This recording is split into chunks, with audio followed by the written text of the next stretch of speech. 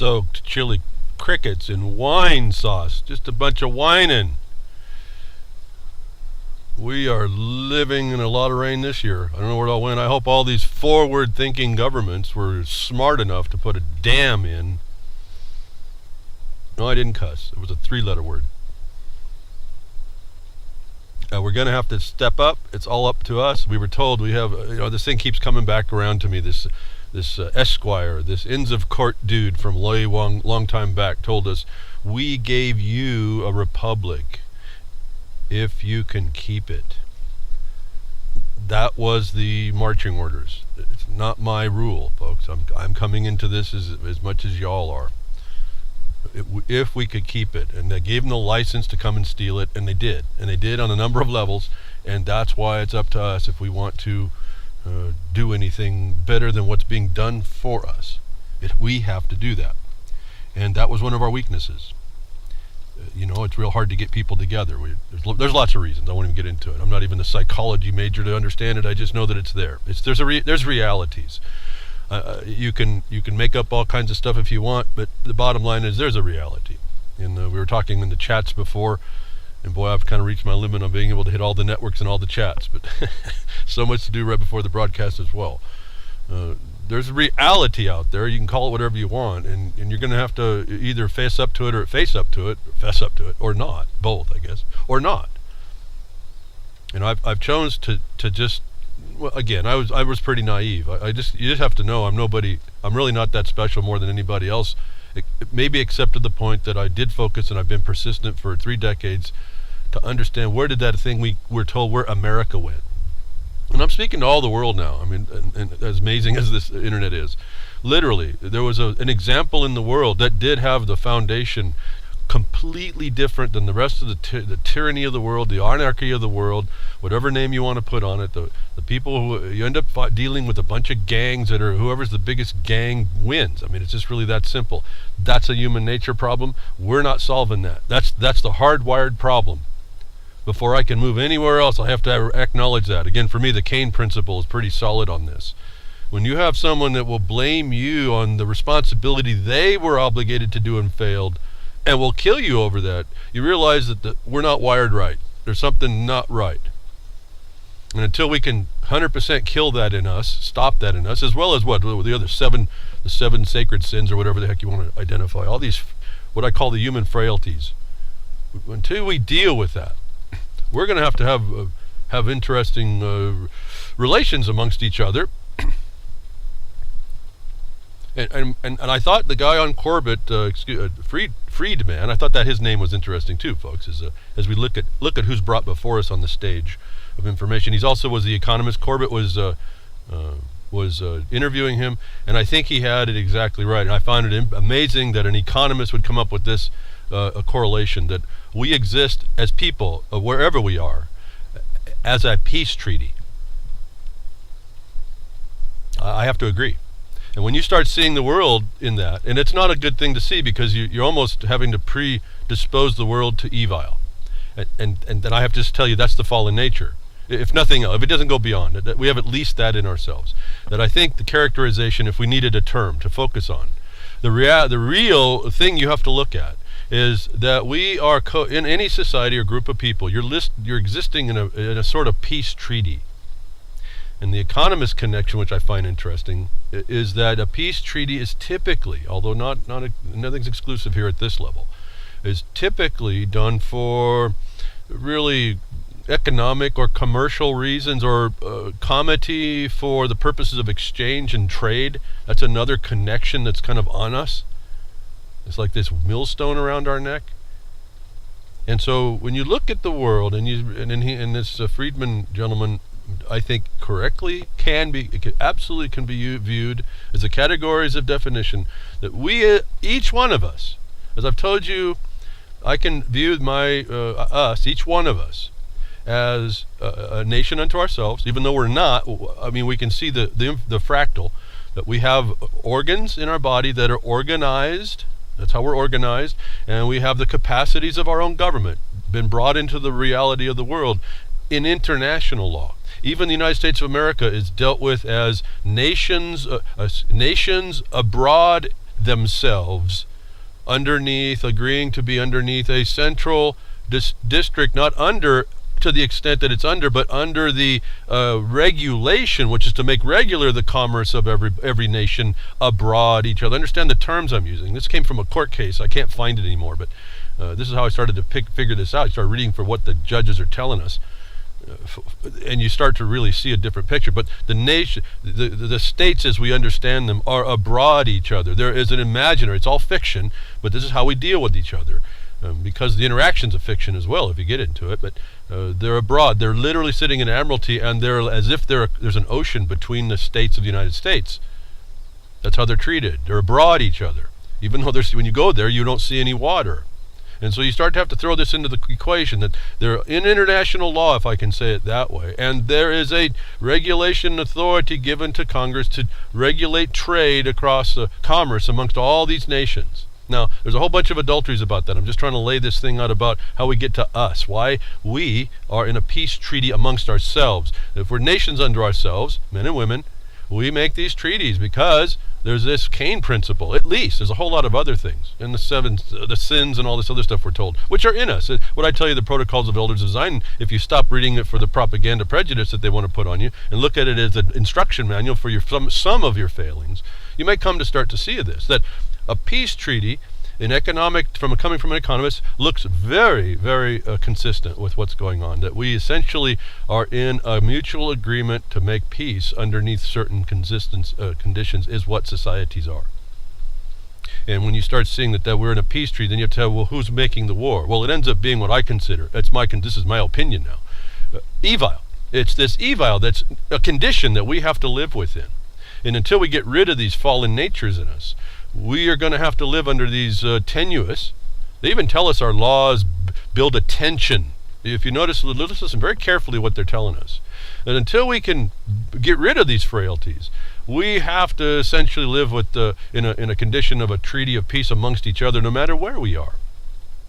And that's what our societies tend to be. And I tend to agree with that. I thought that was very astute as a term to come up with that. It has a lot of other implications. In a treaty of peace, there's a victor in a treaty of peace.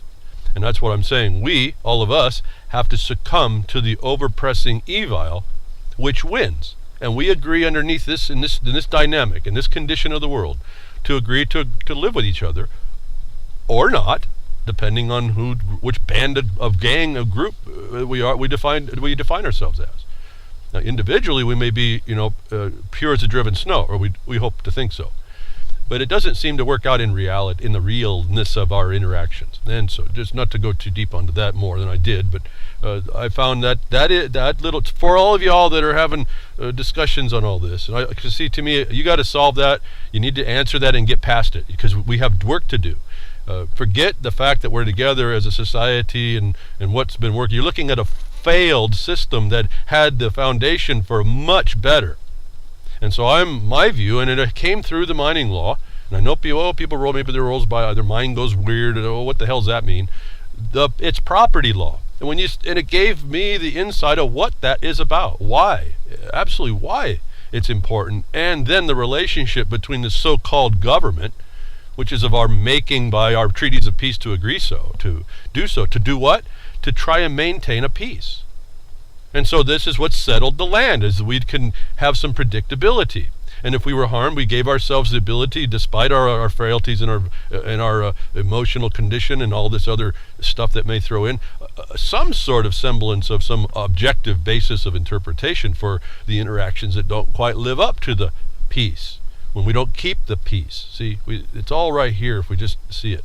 So for me, I want us to see that, and I want us to stop making excuses to get to the point that we really did have to keep a republic. And then I've tried to define to you what I've found that really is. It's not just this term, this idea. It's actually it's a term that you can function under to bring and keep the peace. The problem is those that infiltrate and usurp the seats of decision of this have caused it to go, it's the way of our fallen nature. And so, that I did want to touch that. I thought that was very astute. A treaty of peace, that implies, it implies the world is not a nice place, just as much as I've been telling you that. It's not because I like that, it's just the fact of it. I talk with people, we chat I don't think there's someone that I chat with most of the time. I don't see of anybody that actually, we were to be neighbors, that we would be warring with each other. So I'm not even talking to us. But I know there's others out there. I know there's a whole raft of people. Yeah, a bunch of refugees from the law, I can tell you that. A raft of people that don't like me. And that's simply because I'm bringing in the law that they just don't want to. They want to keep their head in their sand, or they want to make a big deal about what they think they know and how they think they can apply it. And they want to deny the destruction against them. And that reminds me to thank you again. The few people that came in on the petition at Jefferson Mining District, thank you for stepping up to tell them that you don't believe that an attorney who has no title to your property has the right to represent you, at least by his statement that he contacted you and you gave them a consent. That's a lie. JeffersonMiningDistrict.com. Go to the petition, sign it on. It should be just send them a message, because that's really more of what it is. It's a simple way to dialogue, if I can call it a dialogue, with the committee of a state of Oregon that accepted this guy's representation of all your properties that have a mineral interest, and that would be all the land, because all the land has a dominant domain and dominant estate that sits underneath the surface. It's how we've done the law in America so that we can keep the peace and we can make production, which was most important.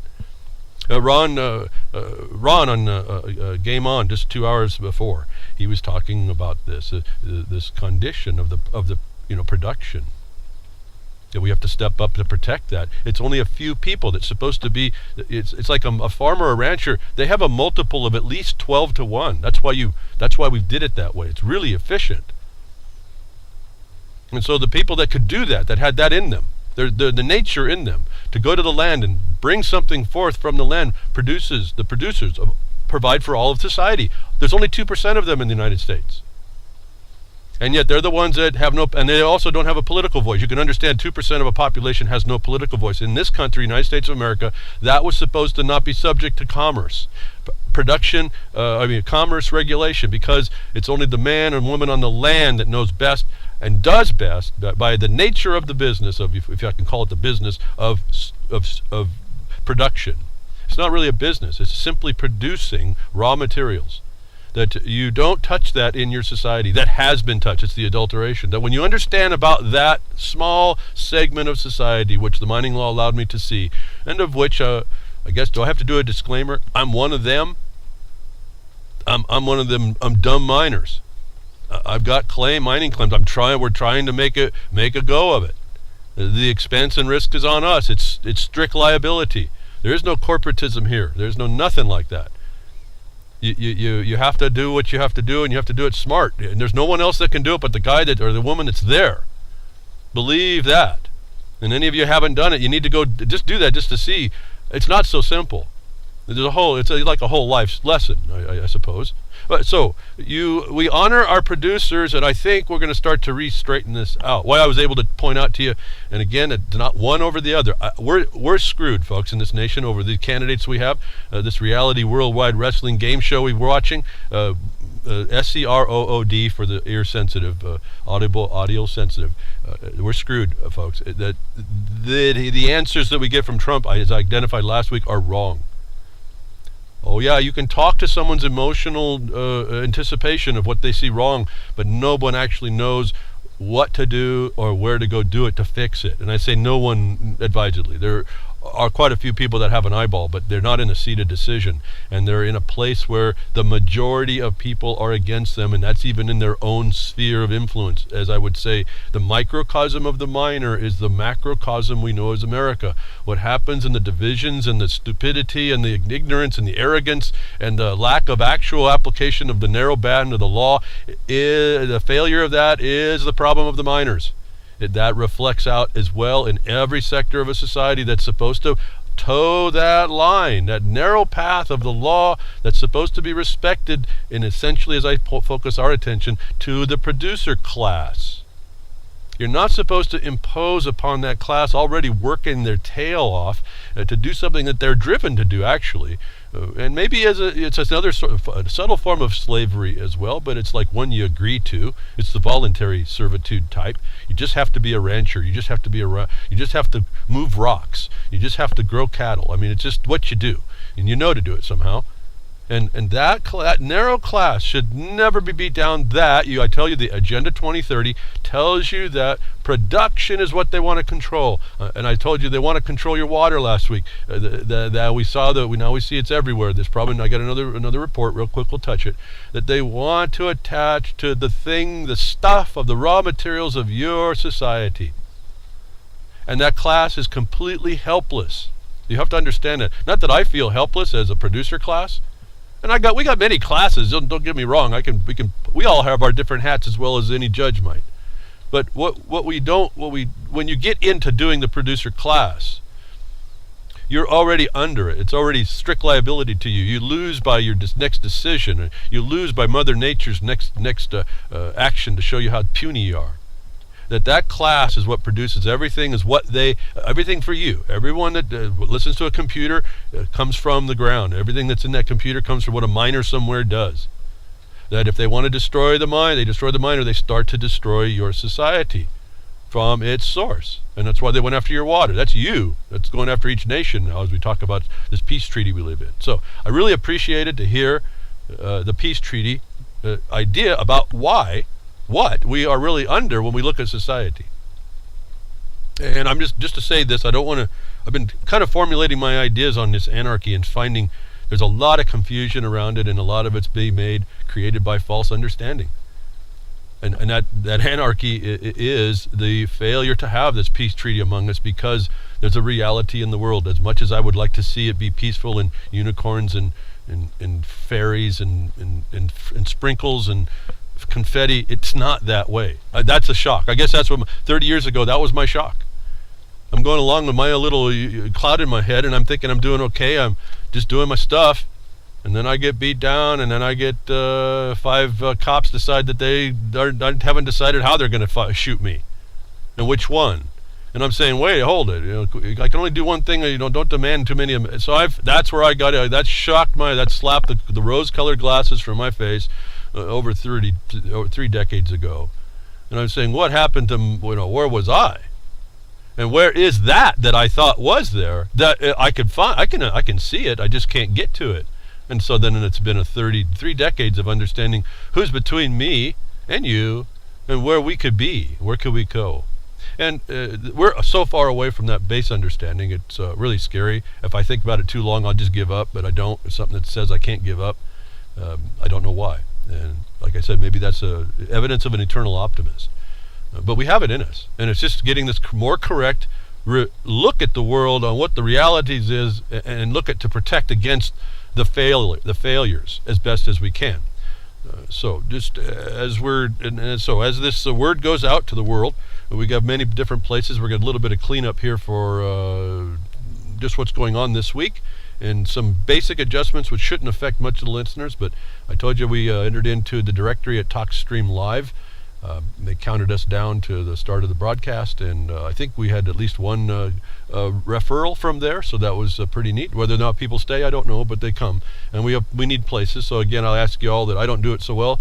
Those of you that know places that may be able to pick up the broadcast or maybe list the broadcast, don't hesitate to let me know. markonthebeachhour.com, and I'll try and work out get us there. So appreciate the management over at TalkStream putting us on, and who knows, I may have that listener here yet. One more, folks. One less cricket if that worked out.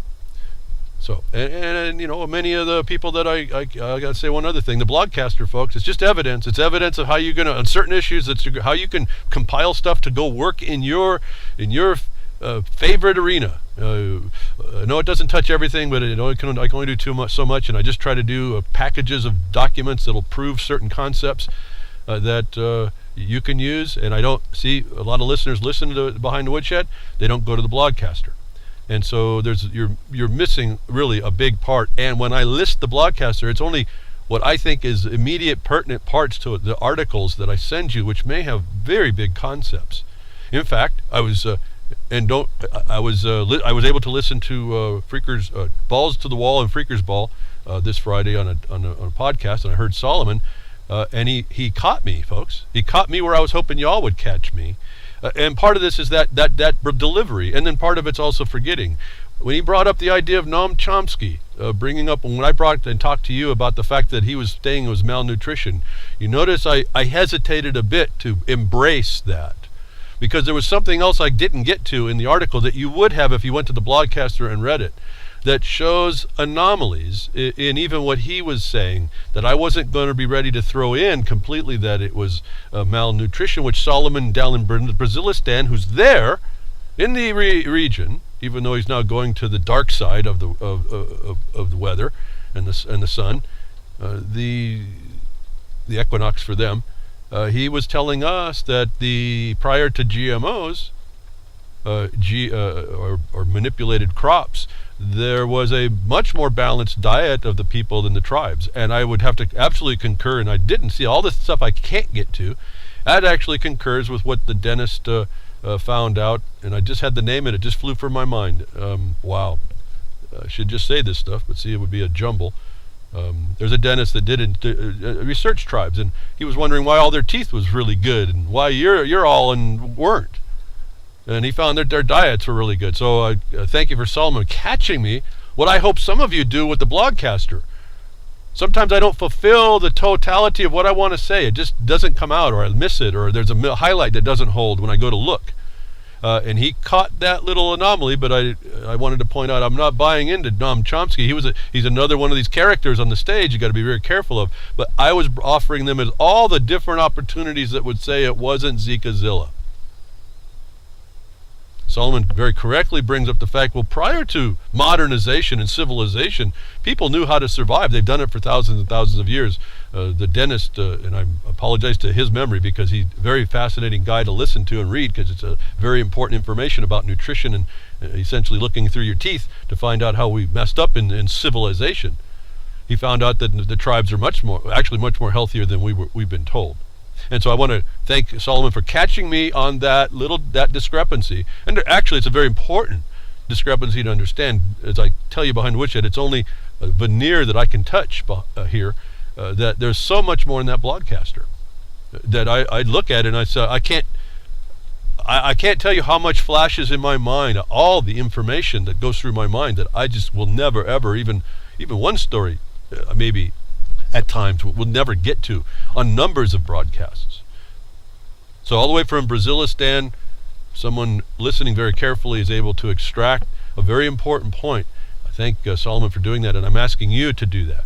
I don't have a problem, but having to tell you, well, I couldn't get to that. It's just not enough time. But to have you find that's pretty cool. So thank you very much, and thanks for tuning in, Solomon, and anybody else down in Brazilistan. Appreciate that, and watch out. I understand there's big riots and stuff. I hope you all just do what you need to do, but be careful, cautious on what all that's about. Interesting shucking driving, isn't it? It doesn't matter where you live, folks. The people are crickets and under it. And then you see outside of the United States, boy, they can amass millions, can't they? How's that? And they say, well, how's that working for you all? Well, I don't know, folks. They're a little different dynamic. I've never lived in Brazil, never lived in the societies. I understand most of it's Portuguese speaking. So don't doubt that there's some Spanish as well and all the things, all kinds of stuff. But that's beyond me. I wasn't that capable to. I've been told I have it in me to be a linguist, but it doesn't. That never translated to what I ended up walking into. And I guess I put all that linguistic power in my legal law interpretation of what we're involved with. And again, I don't tell you anything I haven't really thought about or worked or experienced. To me, it's not an opinion what I tell you, and I try to give you every place that you can go to find it for yourself, and then you have to do the hard lifting to make it work for you. A lot of people don't want to do that. A lot of people want to make excuses. A lot of people take what I say in the bareness of it and condemn it. And it's certainly, people are finding out those, again, like I said last week, people who have been listening to me for at least 10 years, who actually have their problems, and they finally get their problems, it all starts to make sense. And that's what I ask you, just engage. So another piece of news here, it won't affect anybody who's not on worldtruth.org. It's going to go dark. WT will go dark on March 23rd, 2016. For those of you on the network, on the social network, please download and save what you need before that date. Recommend alternative sites in no particular order, or informedplanet.org, freedomsnetwork.com, and rabbitholeglobal.com. And so the nest is being shaken. Grammy Mary has been on record as to why, and like I said, I've been kind of there in a way, a different type of network, a different type of problem, but at some point it's enough, and you have to make that decision. And so we will be parting ways from there, but Freedom's Network, as I'm already on to Freedom's Network, there's not going to be any breaking of the broadcast as far as the where you can find it. I think we're still on Spreaker, and we're over at Freedom's Network, and we're certainly at reallibertymedia.com, so you can, and UCY. We're in lots of places that aren't changing. Those servers are staying as the whatever, again, and all you all that donated for that, that's still happening. So let's not worry about that. Just a transition going on by Wednesday, I think it is, well, whatever the 23rd is. New spring cleaning, folks. I suppose we can go there. So that's on tap for us to just keep track of. Don't want to here's my deal about this situation a bit, because I remember I came from Oracle Broadcasting. I had hundreds and hundreds of people that listened to me live.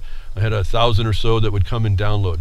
I don't even get a fraction of that now, and it all happened at the transition. People went elsewhere, and so we don't want to lose many people. And people find us later and say, "Oh, where'd you go? I didn't know you were. I didn't know where you went." Well, they didn't look real close, but the point is we did lose quite a few people. I mean, lots and lots of people. So big disappointment at that, but there's nothing more to do. And so it's not like going down the street and finding a cafe and keeping going in, and then because that cafe closed, you goes next door. That's not the internet. So just want to let you all know we're still going to be here, that I understand when World Truth closes. Freedom's Network already up. The other two I haven't checked out. Actually, a lot of the social networks, if you're tuned in right now, thank you very much. I'm not sure if I can handle many more. I found this morning the chats and all the networks and preparing for the broadcast is way a lot. So I think I've reached my limit on all that. But so I think that's all the news current right now that I can think of to tell you. And I thank you very much for hanging in there on all that. I found it very interesting here in United States. It's supposed to be the White Knight, and what we're all supposed to be doing and what we allow to ourselves. And I told you, I've given you some suggestions on what to do with against the policy makers, against the brutality. Caught my interest here, and you just get a link. It just goes to Press TV video. Paris marks International Day Against Police Brutality. Did you see any big Occupy for the contrary to police brutality, or did you see people making the Worldwide Wrestling Road Show of Trump hit the news yesterday? Understand there's a global police brutality, international. That's the military force upon you, folks, everywhere. So this is what affects you locally, affects everybody. What you do locally ripples out and affects everybody. That Paris, who has a big problem apparently with their people really fired up, they give themselves one day of the people to demonstrate. Otherwise you can't. You get beat down by the cops and brutalized by the cops every other day in Paris. But I found it fascinating what they won't tolerate down there that the United States of America does. They had big police brutality protests on International Day against police brutality in France because the cops there kill 15 people a year, ranging from 9 to 69 or something like that. Behind the Woodshed, you listen to the news in the Real Liberty Media or Freaker's Ball or Balls to the Wall. The World Truth, Freedoms. You listen to all this, you realize the joke that is. But this is, in fact, they're already rioting at 15 to 1. Where's all y'all in America? We're up to 1,000 a year. How much are we accepting that is just not supposed to be, folks? And it's the problem that we have that I talked to you behind the Woodshed, that was the license when they told you you have a republic if you can keep it. Because we're going to come in here. We're giving ourselves license to come here and waylay you and do the plunder. We do the plunder dance all over your head. You think over time it'd get better, but it doesn't, and that's the point. You see the fact of non-resistance to the oppression. I laughed a bit. It's not funny. Well, I felt guilty, actually. 15 people die in France a year just to police brutality. It's recognized as police brutality. It's not recognized as some excuse. I feared for my life. And we are crickets to 1,000 or more, over 1,000. I think we're 1,100 now a year. United States cops. Okay, there's a population difference. Who cares? One was too many, folks. But anyway, it's on the Paris is having a big deal yesterday. didn't know why I didn't hear too much about it for the United States of America and why we're going to allow it. That's pretty interesting. Another interesting thing that came across the boards, you may have all heard about it, that Putin orders the main part of the Russian army out of Syria as peace talks resume. Fascinating and surprise move. There's a lot that we can say about this, but they know what's going on. I can just tell you that the earmarks of backroom dealings, secret, deep secret dealings are all over this. Brilliant move. Also puts lots of pressure in lots of places. He doesn't close the door to come back in. In fact, what people are missing is nothing that Russia had before when they pulled out is gone. It's all there. They actually have the S-400s. They're thinking about maybe they're going to remove those missile systems that protect as a shield over Syria. So those things can fire up at any time. But Syria is now placed in a position of decision in the peace talks. They've gotten the so-called moderate rebels that will to re-assimilate into Syria so they can get back to their elections coming up in a month. But this was a fascinating, if you look at it, a chess game. This was a brilliant chess move in my state. I hear lots of people they're questioning it. I think this was brilliant. Very, very astute look at what's going on. I absolutely embrace what they told us they do.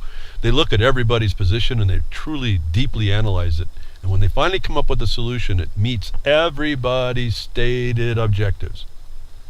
They somehow make the matrix up that figures out how everyone's going to come into consistency with a plan that will work. This is really an example of what I would have thought of in the past when I was growing up. It was what we heard our statesmen did. Our statesman did. A statesman does this. Statesman goes out and represents the state in the peaceful nature to try and work it out always. What we found out the truth was totally different. We go around, as far as the United States, and pounding on everybody, beating it up because we're just that big brute. We're the big anarchist. We're the biggest thing around, and it takes someone bigger or as big to stop us. And then, as you see, this little treaty thing came down. Apparently, there's something behind the scenes on this big deal. I don't know if you noticed. I know there's lots of strife going on, but all of a sudden now, lots of pivots started happening between Saudi Arabia, Qatar, and I'm not playing music. Qatar, I guess it is. Turkey. There's still some Kurdish problems, but if you listen very carefully, there's a whole lot of swinging going on. And I'm not talking music now either.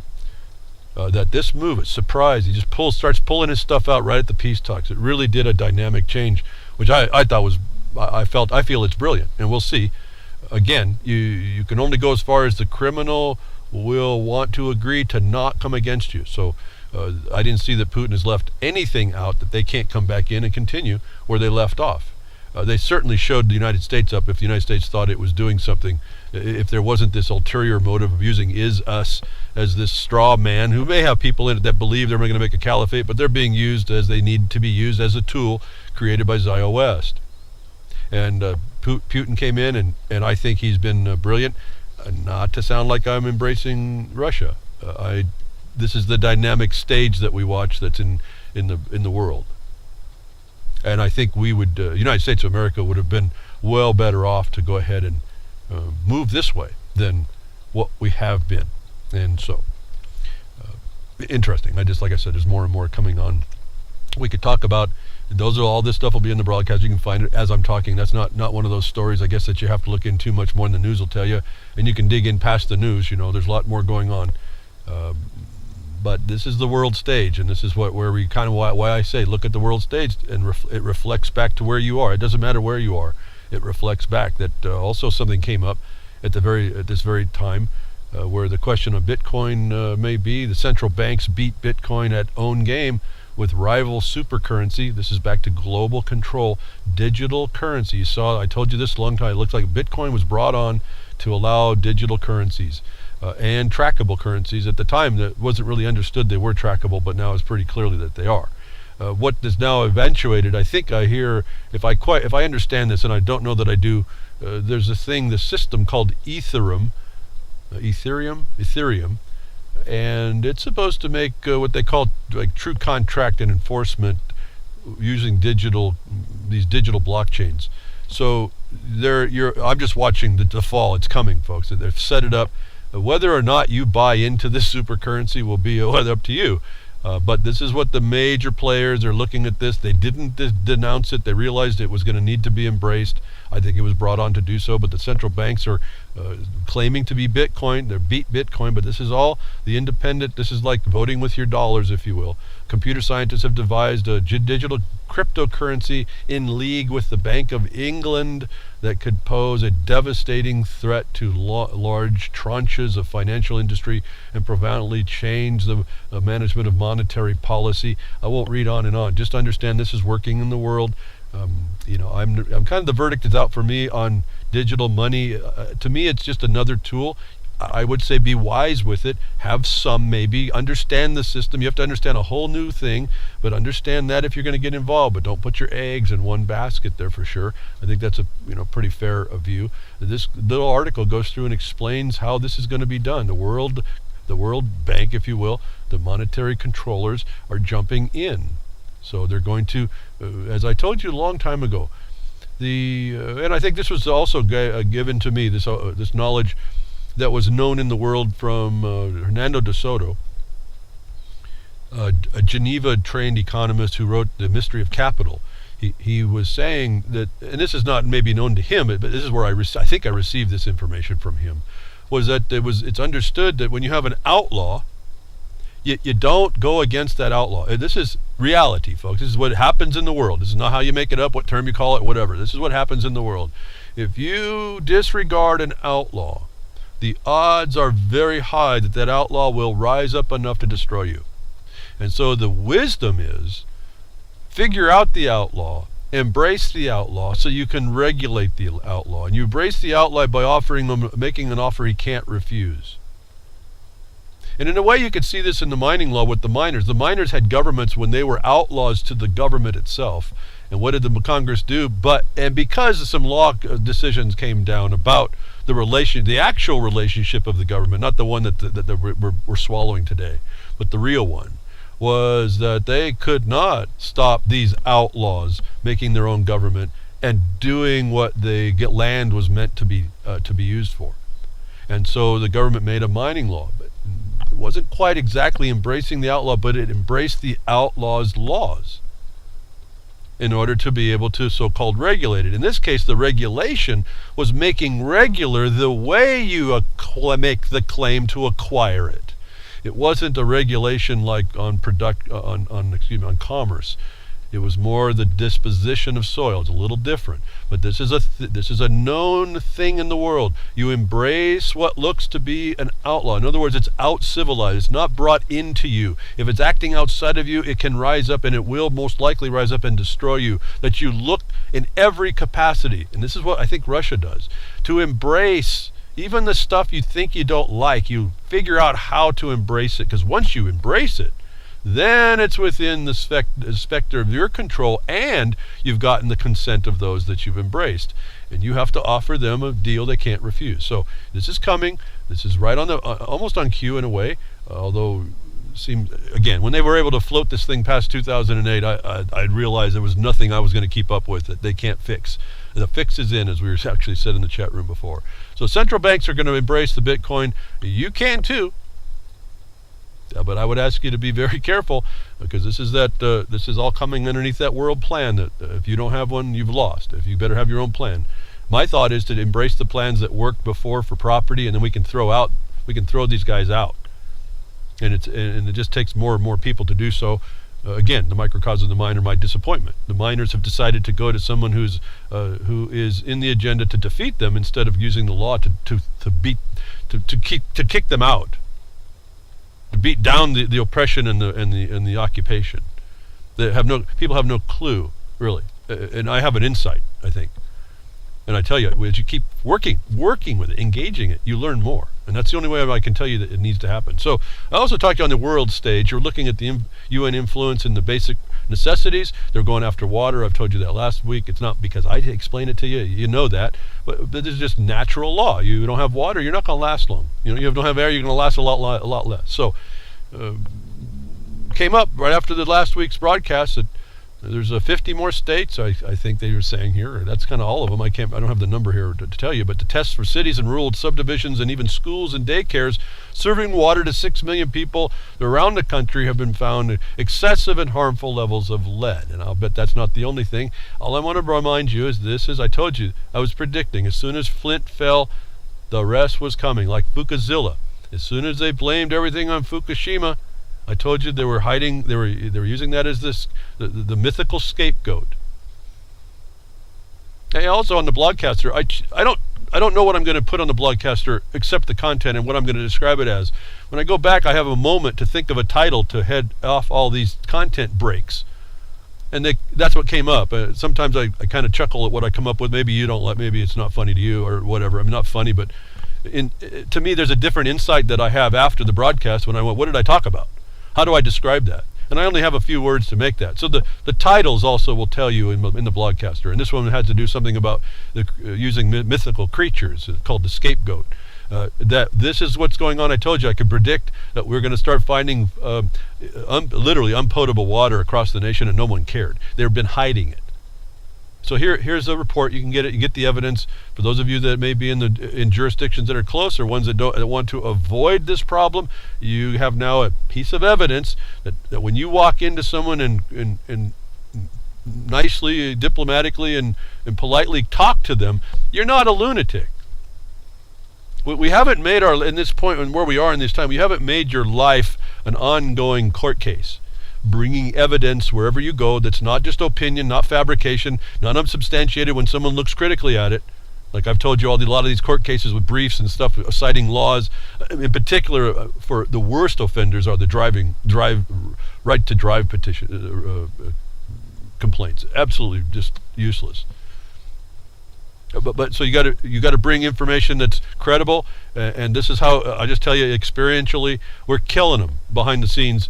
When these newfound newbies in government think that their authority, because their employment and their title is more important than the substantial right you have to property or your private property, their opinions about your stuff reign supreme, and that the burden is on you now to prove to the contrary of their authority. You have to go and find it now. You're gonna have to work to change this as well, because that's a felony trespass for them to do that right up front. But you can put that on them and say, listen, you just made a claim that I know you can't back up. So I'm going to bring you one piece of evidence to show the probable cause that you're wrong. Then I'm going to put on you the necessity to bring how you were right.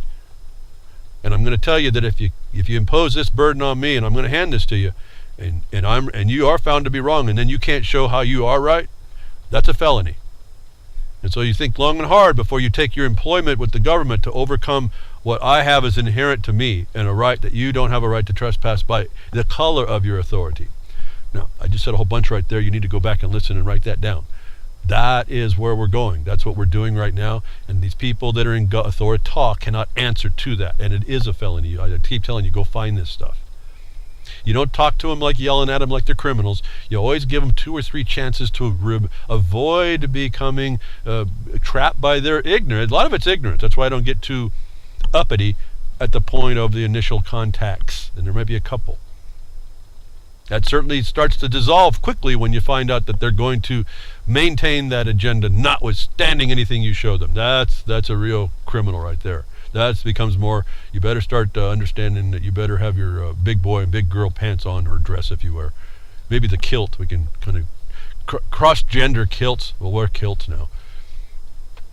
So this is what we're up against, that these people in government think they have a right before you, and in fact they have the obligation to watch out that they don't trespass you. And as soon as we get this new rationale worked out, and we still become respectful to ourselves by communicating with each other, even despite these conditions, we give ourselves the example of how we want the future to actually be. And we are practiced. We start habitualizing that ourselves, and it's a good habit. We need good habits. Not habit trails, but habits. So the truth starts to come out as you resist, as you confront, as you engage. Evolutionary engagement behind the woodshed. Make the switch, folks. Talk about this on my Twitter. Just make the switch. typically it's the one you can be beat with. You make your own switch. But no, this is make the switch to becoming evolutionary engaged. This is what I bring. I bring new engagement wherever we go with the people I help. I'm asking you to kind of start thinking the way I am, to bring your own. I can't be everywhere, and you can be where you are. But if you see something that's defeated you, it means that you weren't evolutionary in your engagement. Because it seems to me wherever I go, now given that the government isn't wrong, I mean, it's not everywhere are they wrong. They're just kind of deceitfully wrong. And you got to find that. And once you find it, that's the evolutionary engagement that comes as a collateral side attack. It's a side attack to them. They'll never see it coming. As I told you before, part of the, it was a necessity and more than anything else. This is war, and a necessity comes up very quickly. In our court case, the incompetent officers in an incompetent court attempted to hijack our case. We had to have a tool to stop that. And so they became collateral to what they ever seen before. It was always there, it's just never been used in that way. And this is what you'll see. Those of you that are so-called patriots, looking at patriot answers, you'll wonder why the first one worked and none of them worked after that. That's why. Because it's this collateral attack that beats them. And if you understand that, you don't go after small stuff. You collateral attack and surprise them on the big stuff.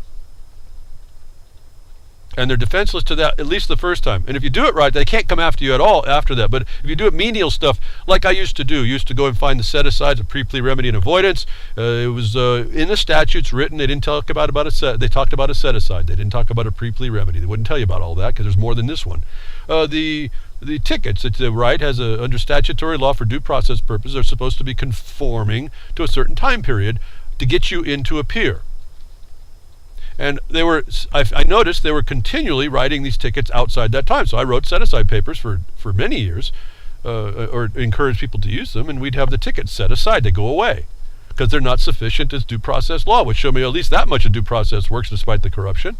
Well, guess what happened? After 2 years, the legislature came in and extended that time. That's a small time victory. We got a whole lot more than one win out of it, but they eventually changed the time to go to instead of 14 days to 32 days. And so that paperwork and that remedy got fixed. And that's when I realized, and this is what you have to be considerate, and I've been talking to people about this in the last week or so, reminding myself of these lessons I've learned, is that you have to be careful about being too smart for yourself, that you give them the answers of where the loopholes are, they'll plug the loophole, now you don't have it. And now you've engaged them and you continue engaging them, and pretty soon the noose gets tighter and tighter, and you're doing it. It's done by your struggle. So you have to take away that rope. You actually have to knock them off of their point. So I stopped writing that interesting little technical wins, because eventually the legislature fixes that hole, and then it's not available to you, and now you are stuck, because now you've been claiming that they are somebody the whole time. So the evolutionary engagement part is to understand the system sufficiently to address it in ways it can't address you, or that it can't exist in the status that they've created to address you. And you make the record for that. Is that a silver bullet? No, there are no silver bullets in a world where we live in a world of war, that we all tenuously live amongst ourselves with a tacit treaty of peace. I'm going to say it one more time. In a treaty of peace, there is a victor, whether you understand this or not, and it's the one that could eventually prevail. And that's agreed to by the parties. And I'm just going to tell you that in a treaty of peace of societies, for the people living amongst themselves, it's evil. It's this fallen nature in us, and maybe beyond. But at least our fallen nature is the victor in this, why we have these treaties of peace. And I'm only saying, as I'm thinking about that, I'm only saying that I'm trying to get us past this nonsense of discussion and arguing which is better and what's not better. There's a reality. We better address it. The utopia can come, but I think once we get the thing working better, we're going to notice that there wasn't some things that were so bad. It's that the things that we didn't have as solid checks and balances were what we really started to see problematic. Is that there was, when we first saw the first employee of the government say that we have immunity, that should have been beat down. That fire should have been doused, drowned, and set in a pool and sealed off, and it wasn't. And so now you see slowly, incrementally, the military industrial complex gets immunities everywhere you look. And those are all not lawful. It doesn't matter by whatever decision, because once you make enough, you lift enough tie downs, enough limitations, you now are not a limited form structure, are you? Or at least the ones working the system are not. So, evidence is your life is this ongoing criminal case against us, and until we get that straightened up, I just don't see it's a war against us. Until we prosecute that war, literally prosecute that war, figure out the evolutionary engagement, some of the things I bring here behind the woodshed for you, and you'll find there's others. I mean, I'm not the sole repository for this stuff. I look around and I enter into new territory. I find new ones. It's kind of fascinating what's sitting there. But you have to engage. You have to persist against, and there's going to be attacks sometimes. I know we want to all not attack. We all want to all be quiet. We do want to be peaceful for the most part. But the reason the fact that you're even thinking about it shows you that reality says we're not. And so we got this additional thing that goes on in the world, that people trying to convince you for the buy-in. And I brought up we've been bringing up information on someone comes and attacks you, how to best address it. Well, there's been and what that might mean in the larger context with government, authority, corporations inside offices that are making decisions for the industry of the corporations. You know, that wasn't stopped either, so that keeps on, that plunder keeps going.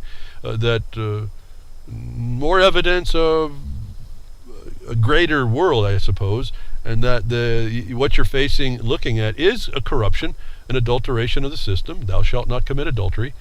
That you need to fix or work toward, but at least you can now work toward it with where you may be effective, and in this case the indirect effect is that you realize what you've been told about these scientists who go against GMO may not deserve your money on the production side. The scientists are now being found, or at least this one is being found to be correct. Scientists who discovered GMOs caused tumors in rats wins landmark defamation lawsuit in Paris.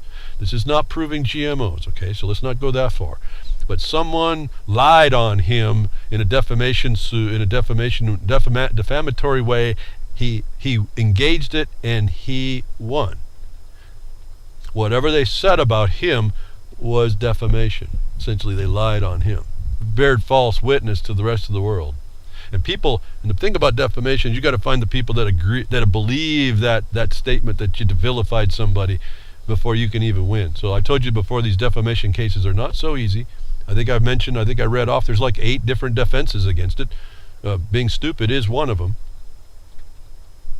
So you figure out all the holes that these rats can go climbing out of, whether or not they've got a tumor on their belly. But a court has ruled the French professor Gilles Eric Seralini was correct when he concluded that GM food, when fed to rats, caused serious health problems, including tumors. I won't read any more.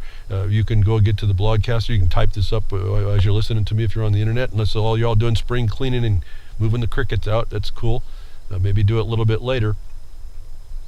That this Seralini scientist, and I listened to a video, he seems absolutely right on what he's doing. Not because he's finding out that GMOs causes problems. I don't care if they don't cause problems. They might be good, but right now there's some real fundamental problems with them that have never been answered, that this guy sounds like he's really in the right frame of reference as a scientist. I'm looking to qualify him as well. Well, you can't speak bad about him, and if you do, he'll sue you for defamation and he'll win. And so we get the first inklings that the industry and the science peers and the publications weren't so cool about what they said about him. And in fact, what he did was at least scientific. What it means, that could be something else. It's kind of like the coincidence. Yeah, everyone denies a coincidence. I believe they exist. The fact that the coincidence that you're listening to me is that coincidence.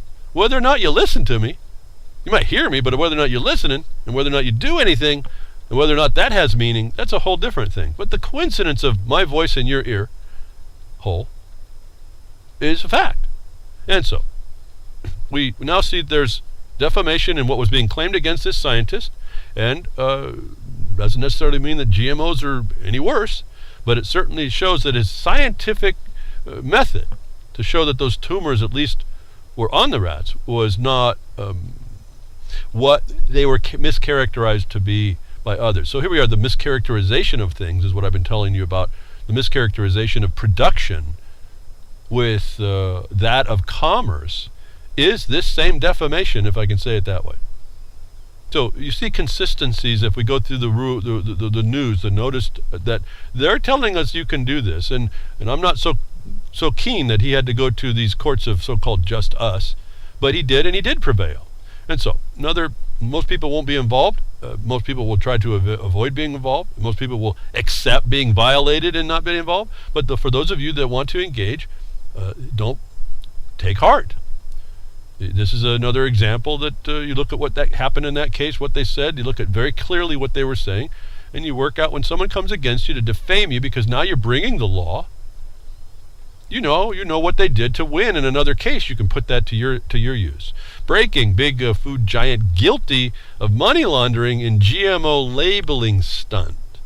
Hiding contributors, donors against GMO labeling. So this is essentially what your donation, your lobbying laws coming to bear. Those are there and available. A landmark case about dirty money in politics that go into keeping big food and big biotech afloat was just decided. Judge Ann Hirsch awarding a summary judgment in a suit brought against the Grocery Manufacturers Association by Attorney General Bob Ferguson, finding the GMA guilty of money laundering scheme that shields members identities as they help to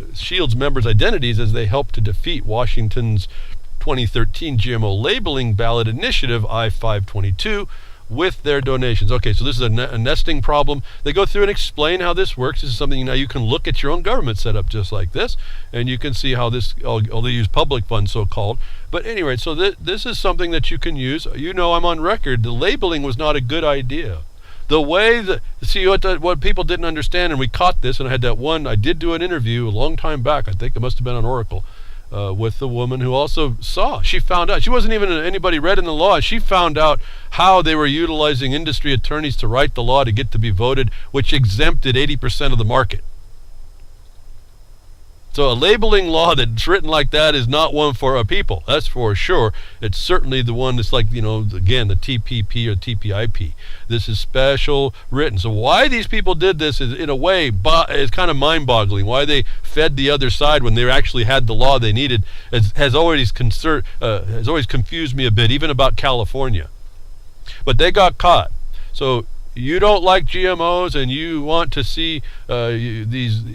First of all, I would say you got to have a labeling law that says label all GMO goods. Period. No exemptions. Nothing.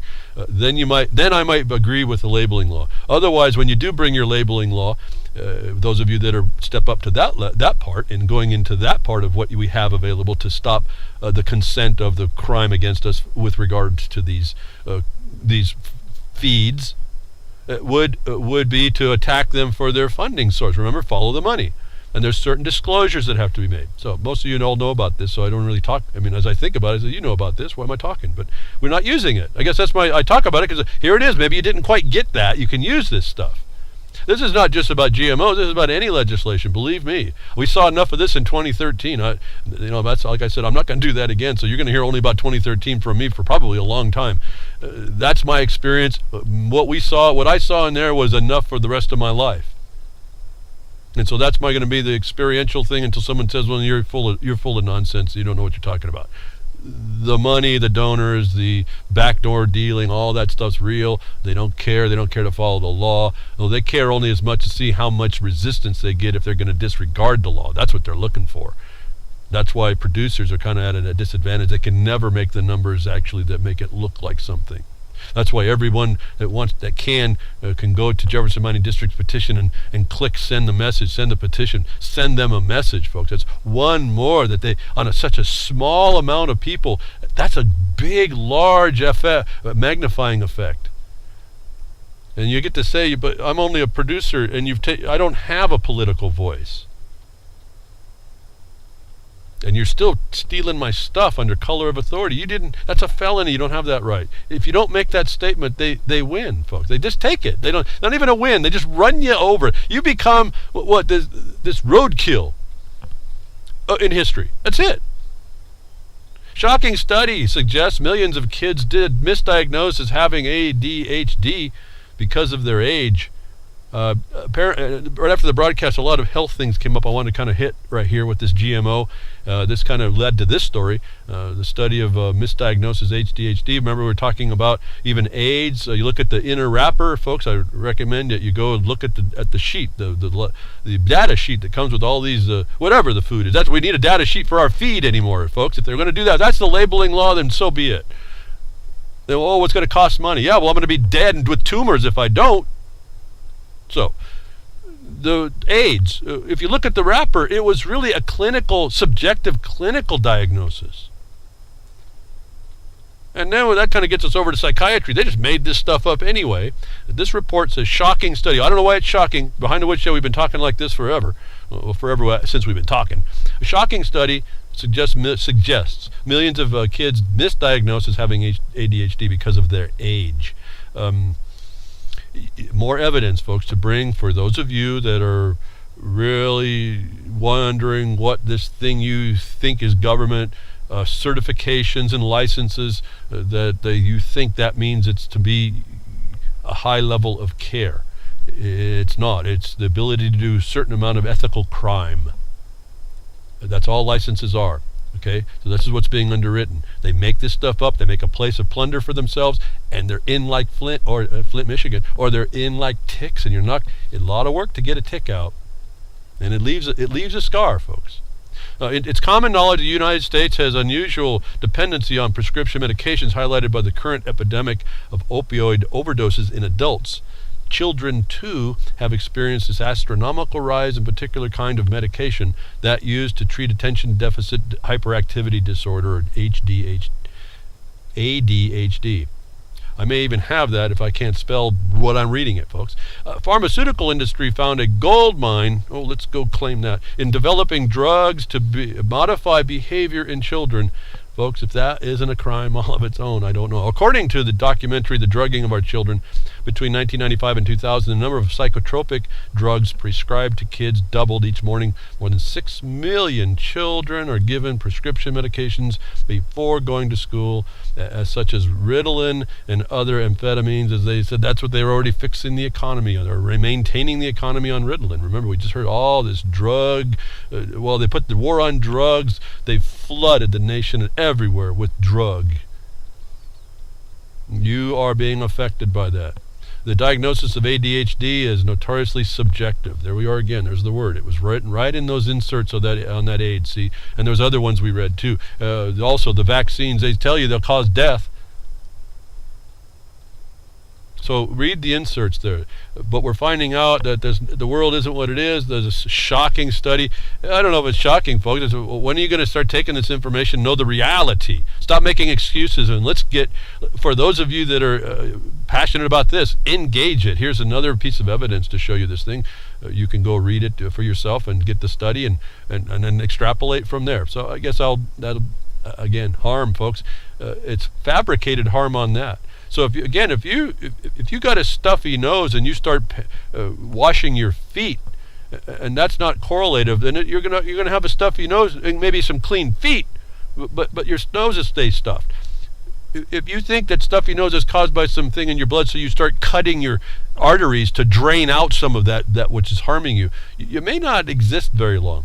So you got to really understand what the cause and effect of things is, and if it's all fabricated and made up, or you think it's real and it isn't, like I hear lots of people addressing the reality that we live in the society today, and it ends up being the wrong response, it's because you've analyzed the condition incorrectly.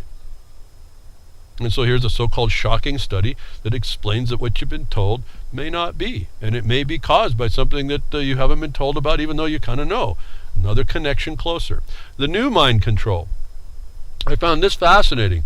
If this is the story I'm thinking it is, wow. Talk about, and I won't get too deep in subliminal advertising and that kind of stuff, but wow, at least suggestions. What they can do now to you without you even knowing it is just fascinating to me. How malleable we are. These sentient creatures that we think we are, and part of it's we don't become, we stifle that sentience, I think, for automaticity. We do turn into that human that they're trying to mold so they can feed us, and we have nothing more to say. They can treat us instead of caring, but treat us. They can diagnose us and feel important. They can do all kinds of stuff to us, and you feel helpless against it. It's in your mind. The battle for the mind control, though, is a different issue. How the internet has spawned subtle forms of influence that can flip elections and manipulate everything we say, think, and do. If you're going to enter into this ballot or law-making type of thing to try and tame the beast as you can, because that's the way your mind works and that's the way your talents guide you, you have to understand you're up against this outward other thing. And it's not that it's, you shrug your shoulders and walk away. It's just another thing you end up having to deal with. And if you are passionate and persistent, you'll prevail against it. I think I've seen that in most everybody. And sometimes it's a pretty steep mountain. I mean, like, I've been doing this thing for 10 years. What we've been doing, and we're not even close to being done. And it's looking like maybe we may never get done in my lifetime. But somehow I'm going to keep persisting, because I never know that tomorrow could be that, literally, could be that the light actually starts to shine. And a lot of it sometimes is just a lot of all you all telling you all, the rest of all you all, and we start coming together to do these things. Robert Epstein is a senior research psychologist at the American Institute of Behavioral Research and Technology in California. He is the author of 15 books and a former editor of Chief Psychology Today. This article is a preview of the forthcoming book, The Mind Control. What they explain, if I'm again remembering, they go through quite a bit of a setup just in this explanation, but they essentially show us how when you're doing your searches and Google has control over the outcome, they went in and did an experiment that showed that you cannot tell whether or not the results that you're getting, wherever you look on the internet actually, and what you're given, you cannot tell whether it's real or fabricated.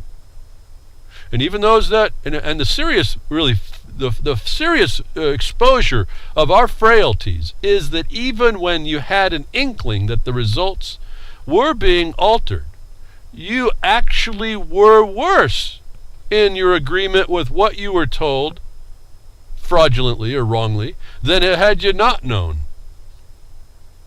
And this is another psychological dynamic. It's like you get the worst, absolute worst liberal. When you show the light on them, they'll jump, instead of finding some place that's rational, they'll jump back way over to the right, and they'll go headlong into that direction. This was like a sales thing I found a long time ago. People that are absolutely adamant against what you have, if you can convince them, they become almost your biggest salesman, or they sell it themselves, or the biggest proponent for what you have. It's an interesting dynamic in the psychology of people. But with Google owning the internet, and I understand now in this, I think it was this article that tells us that Yahoo now is contracting services for search engines. The results are modified, and that you can't tell, and even if you can tell, you're actually a worse victim to it, that they can sway to a large degree the election response of people just through Google. Here's my problem, is that if you missed it, maybe you didn't, but I'm going to say it again, and you didn't realize that. Now go back to what we go back. I tell you, we live in a militarized world, and why the Google guy now went into the DOD.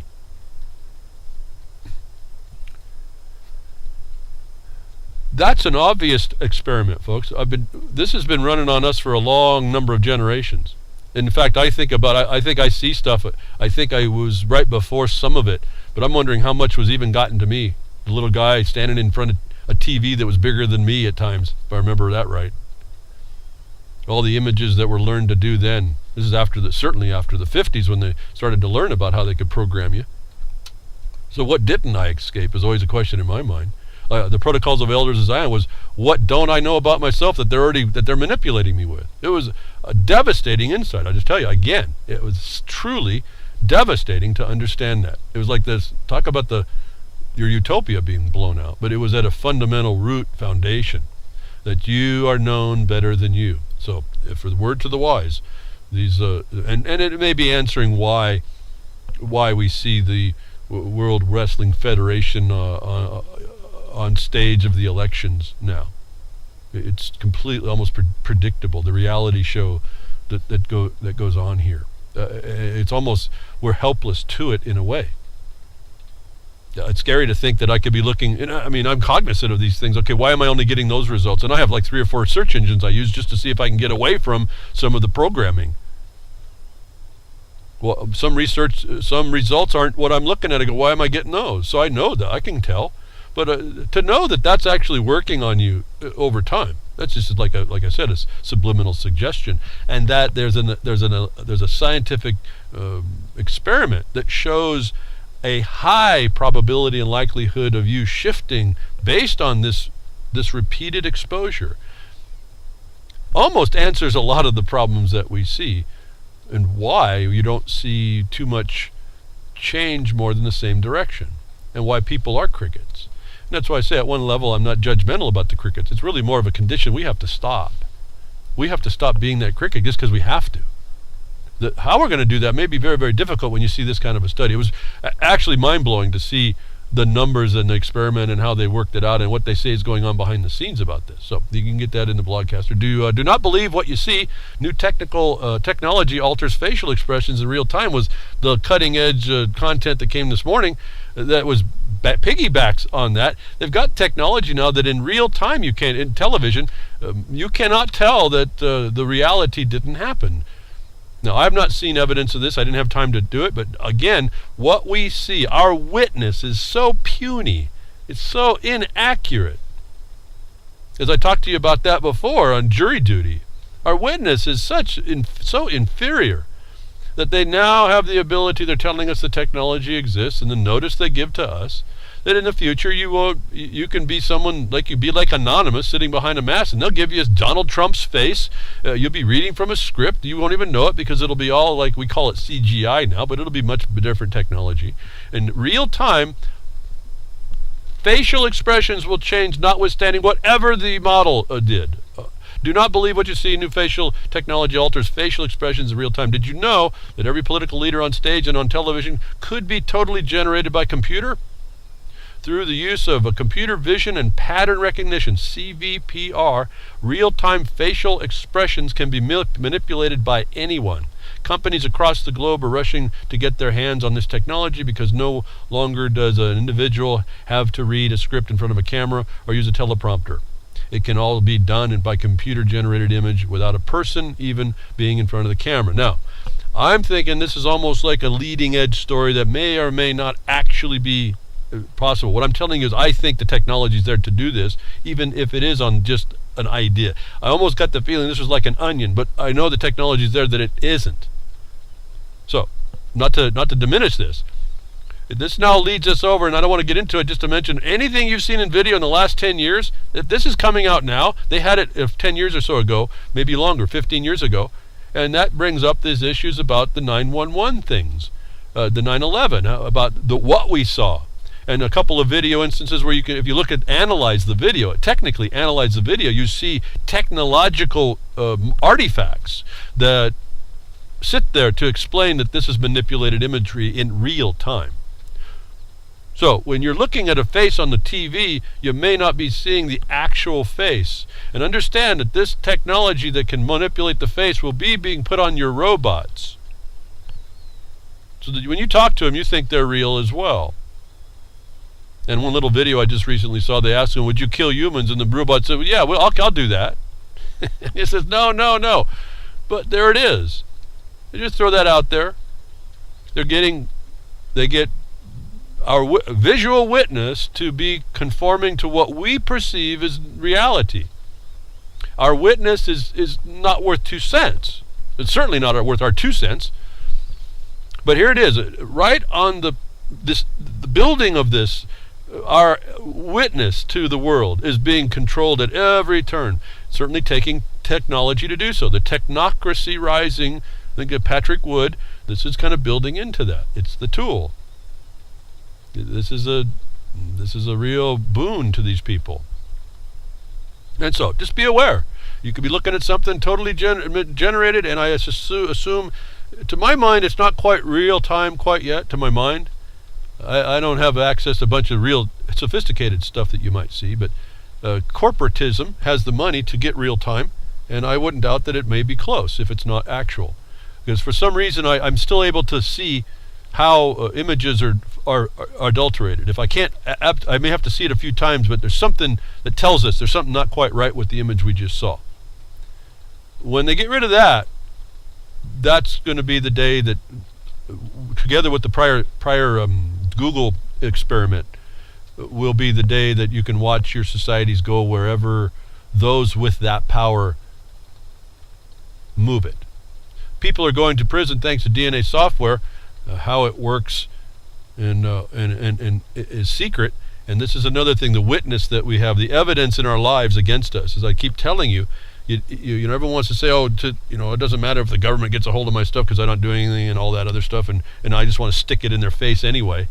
That's okay for as long as they're not after you. When they are, I told you, we found out the FBI will fabricate evidence, as in the example of the guy having his fingerprints taken 24 hours before, that his fingerprints were placed on a rap sheet evidence of 30 or so years before by the FBI, and then sent back to the court as evidence that he was involved in a crime 30 years before.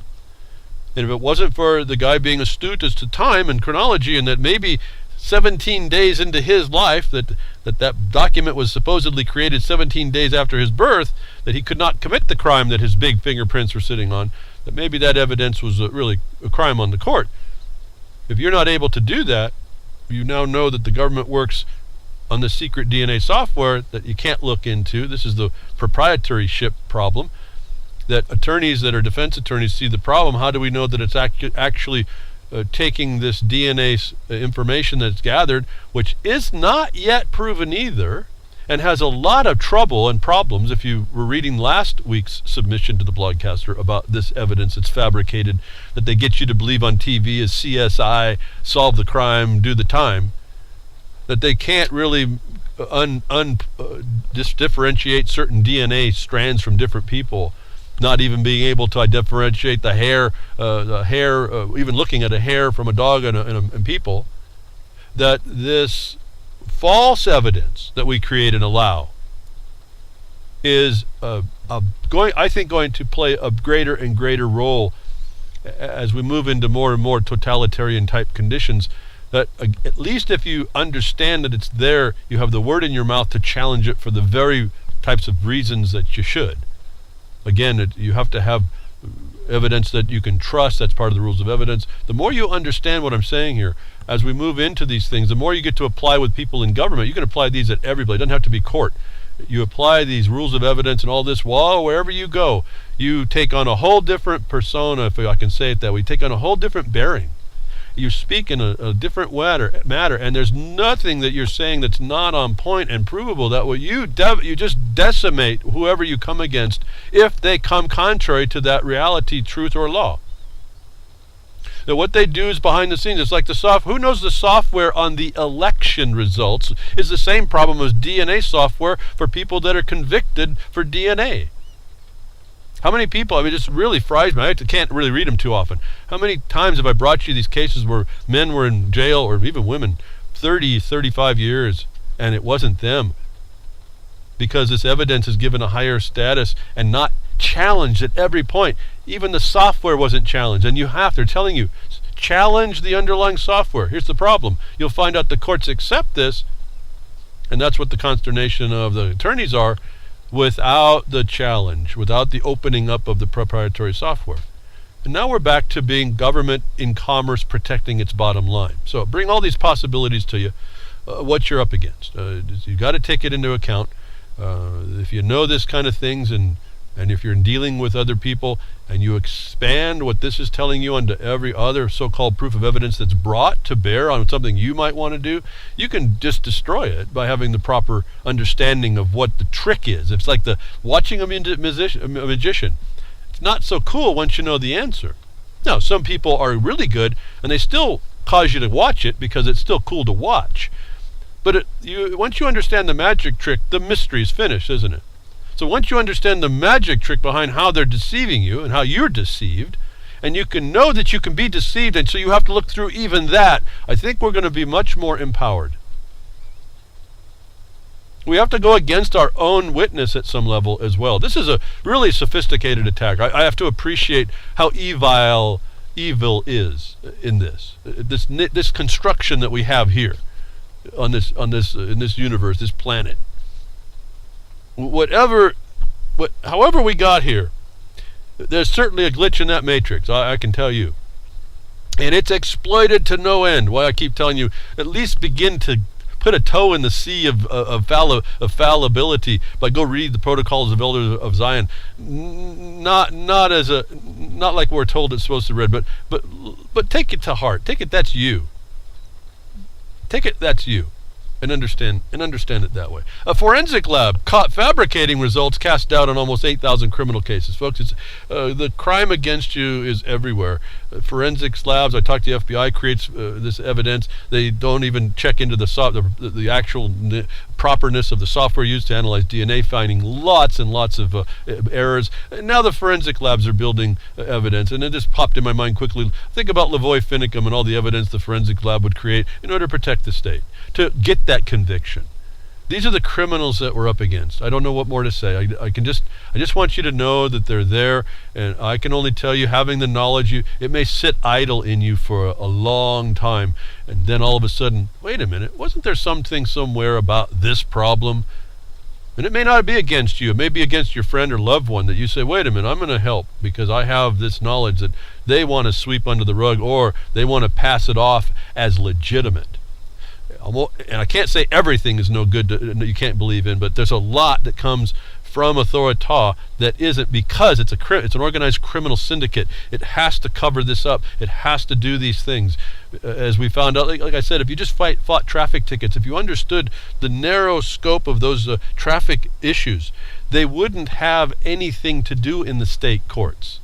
There's not that much business regarding traffic tickets, properly applied.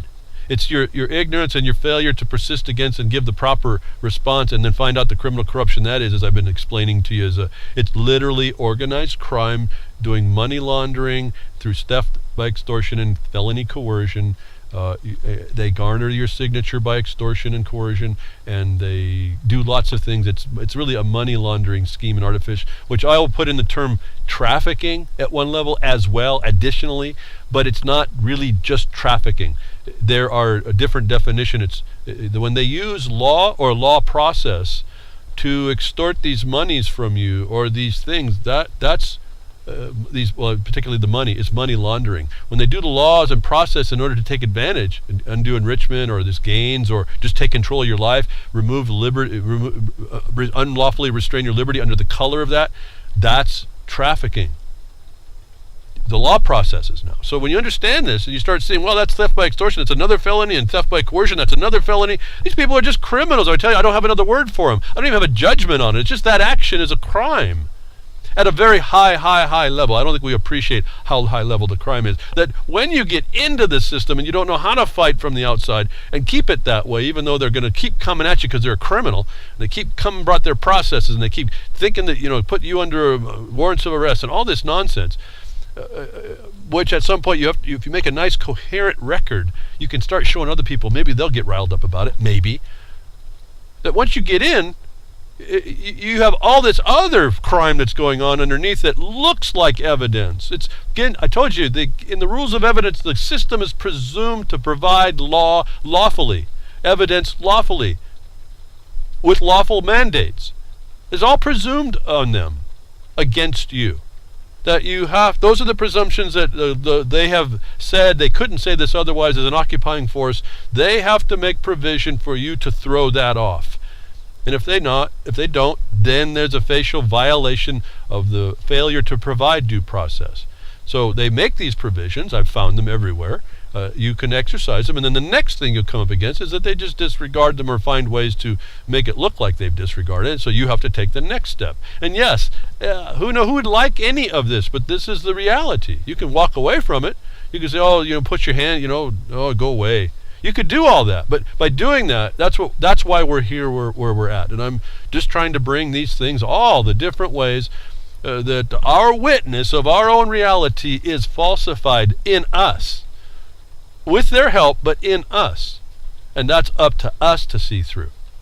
And until we do, I don't see much happening, actually. I don't. I mean, that's the negative part. If I start thinking about that part, we're done, folks. We're screwed. SCROD, it's over.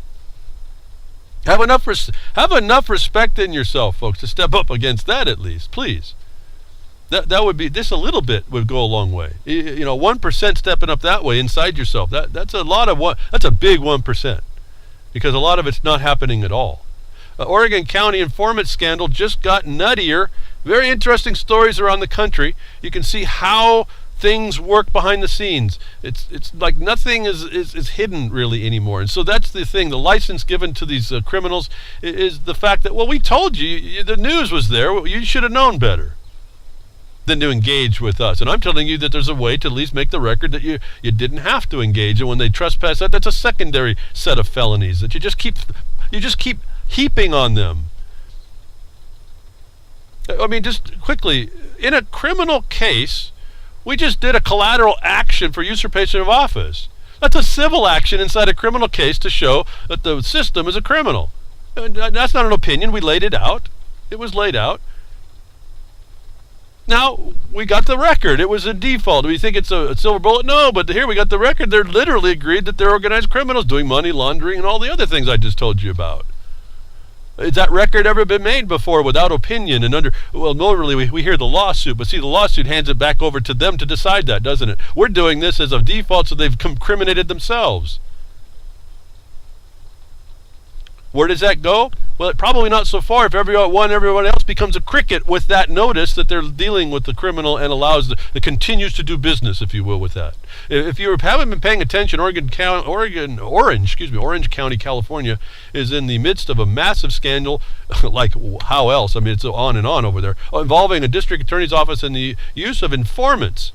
DA Tony Rockakis, I'll bet that is in a big bucket. And his staff have been berated by judges one of who recused the entire office from a murder case, had convictions overturned, and even let accused killers go free rather than disclose how they use informants. It's a massive scandal and ought to be national news. Now, again, this is it's a Washington Post article. You really need to read this and understand how this works. Understand some things. Interesting, the judges stepped up to let people go that weren't going to have the informants disclosed to them. That was doing justice even if the guy killed somebody. See, there is due process. There was a judge that got so fed up he did that. That should happen in every case. That's why they've had to fabricate all this other stuff so that doesn't look like that's going on. But what I found interesting is they recused officers of the DA's office in a murder case. That's an interesting problem. But then he didn't actually go after them, did he? The judge didn't do the law and do accountability, does he? So he's complicit at some level. So when I get to this, you read this issue down in Orange County, California, Southern California in particular, just a hotbed of. If you wanted to know all the ways you can be violated, just start looking at L.A. as well. I'm sure it's everywhere, but that's one of the stories I hear coming out of L.A. are known. I mean, it's coming out. It's oozing. Oozing out all over. The sponge of government is just oozing right now of corruption. And so we can continue to let it go or not. But here's another example of how that these prosecutors are supposed to hold a high standard are just criminals themselves. As I told you, the collateral action for usurpation of office or franchise was supposed to substitute a quo warranto. They handed that prosecution to the local DA. Which for us is a joke because the local DA is the criminal here. It's just like in the Orange County case. We're dealing with the same problem here where we are with my friend with his case. And so we're making the record to out it. We're not whining and complaining. Well, I'm whining and complaining a little bit. It's a lot of work. But we're still making the record and methodically, step by step, exposing the whole entire thing, utilizing a mixture of criminal rights and then civil response and remedy. And just to let you know, you got to look at your Constitution. You want to get before all of this system. Find the right you have in Constitution, if you have it, in order for remedy for yourself. That pretty much trumps any place they may have to say that you're doing frivolous arguments or excessive paper filing when you base it into constitutional aspects. If you don't, you just go by your opinion and stuff you found on the internet. They'll take you out. In fact, that's why those rules came in, so they could take you out. But the crime is everywhere. DAs are criminals. You all know that, but you'll know. But by just saying that, that's not enough. When you find someone that's getting involved, they're being violated, it's like allowing you're being an accessory to that violation to the guy next to you that is involved in the system, that is having this happen to them by these mechanisms. And that's why, in a way, I say periodically, I'm condemning you, my listeners. Once you really take this to heart, you realize that there's a big job. That you are now imposed with this duty to realize that there's a crime against us, and we have a duty among the peace treaty that we have amongst ourselves is we have to arrest those crimes, otherwise they run rampant against all of us. And why wouldn't we want to help out our brother, so-called, in this regard, and notwithstanding the Cain principle? More information, something near and dear to my energies and hearts a long time back that I talked to you about when I was going to make the documentary on child services and the children, the families being destroyed by this international imposition that set up the under child's rights, were family courts, and how they came in and destroyed people, again coming out of, I think, now mid central California. Again, just evidence of it. So those of you walking into this thing, you understand what's happening, what to look for, how to prepare to gauge the problems that are there that may be unseen. They too come out with racketeering and honest services fraud. Sacramento County Family Court Law Court operates in RICO racketeering enterprise charge the whistleblowers. This you'll find consistent. I'll just tell you, just seeing racketeering honest services, that's a federal charge, because typically that's not something that's easy. Honest services is not typically a state thing. Honest services is a felony under federal law.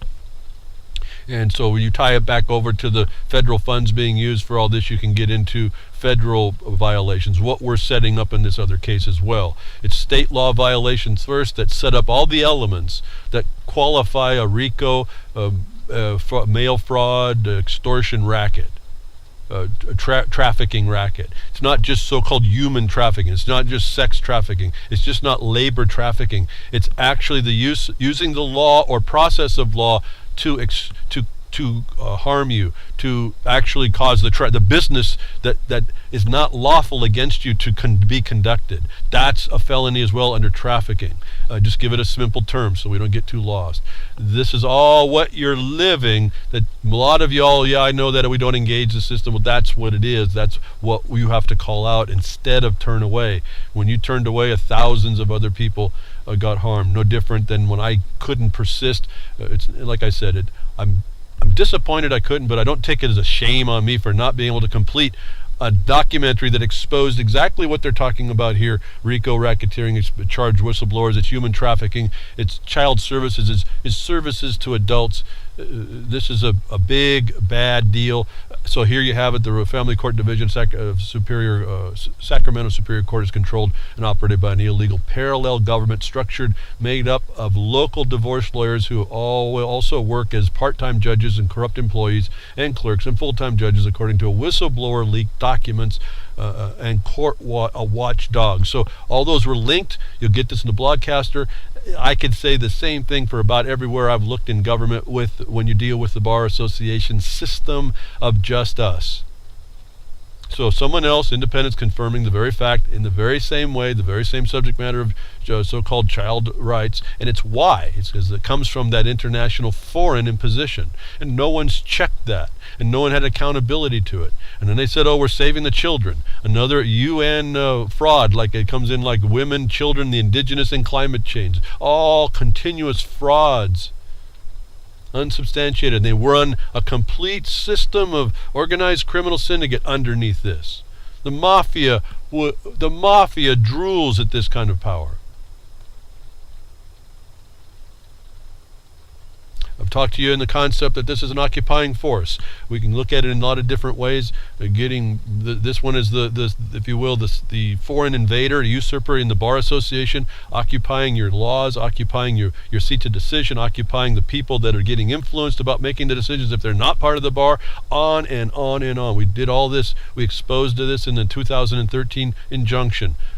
So this is not me, just my opinion. This is not just opinion coming out of Sacramento. This is the facts that we can find on top of what our opinions would say, that we're taking and working with, engaging these criminals to put them in a corner, and hopefully we'll give them a little, be smart enough to maybe push them out the door. Don't put them in a corner. If you put them in a corner, make sure there's a rat hole that they can crawl out of. So, because you want them gone. Watch what Russia's been doing. They've been leaving ways for the rats to escape, for us to escape. They don't make a corner to capture them in. They kind of hit them with a U shape. They hit them in a U shape and let them go and let them run away.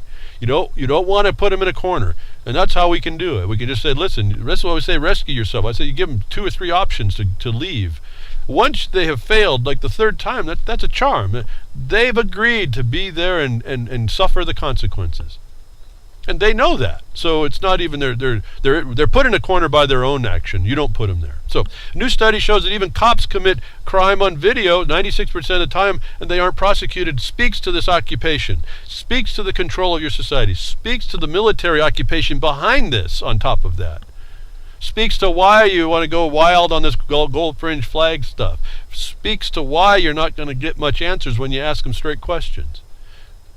The military soldier in the form of these cops in uniform, the gang blue, not gang green, but gang blue. I guess you're out of oxygen here, so you're turning blue. That gang in an occupied military occupation would not be prosecuted to those very high levels, because the military only prosecutes their soldiers to very extreme violations of what we found would be found in the Lieber Code. Now, read the Lieber Code. You're talking about the protocols of elder design. Read the Lieber Code. You want to see the thumbnail of how this works. But here's this new study that says that we live in an occupied territory and it's military. Okay, let me put it this way. Forget what I just said in my observation. What society do you live in? Find a name for it. What kind of a society do you live in where 96% of the soldiers are not prosecuted or held accountable after killing you, beating you all down? And you can come up with a name. It won't be peace. I can just tell you that. And it won't be under law, as our peace treaty would say. We want to maintain maintain the tension amongst ourselves. There is a defined word for what 96% non-prosecution of soldiers killing you is. I call it martial law. I call it that because that's what it's defined as in the Lieber Code. I don't make this stuff up. I'm really not that smart.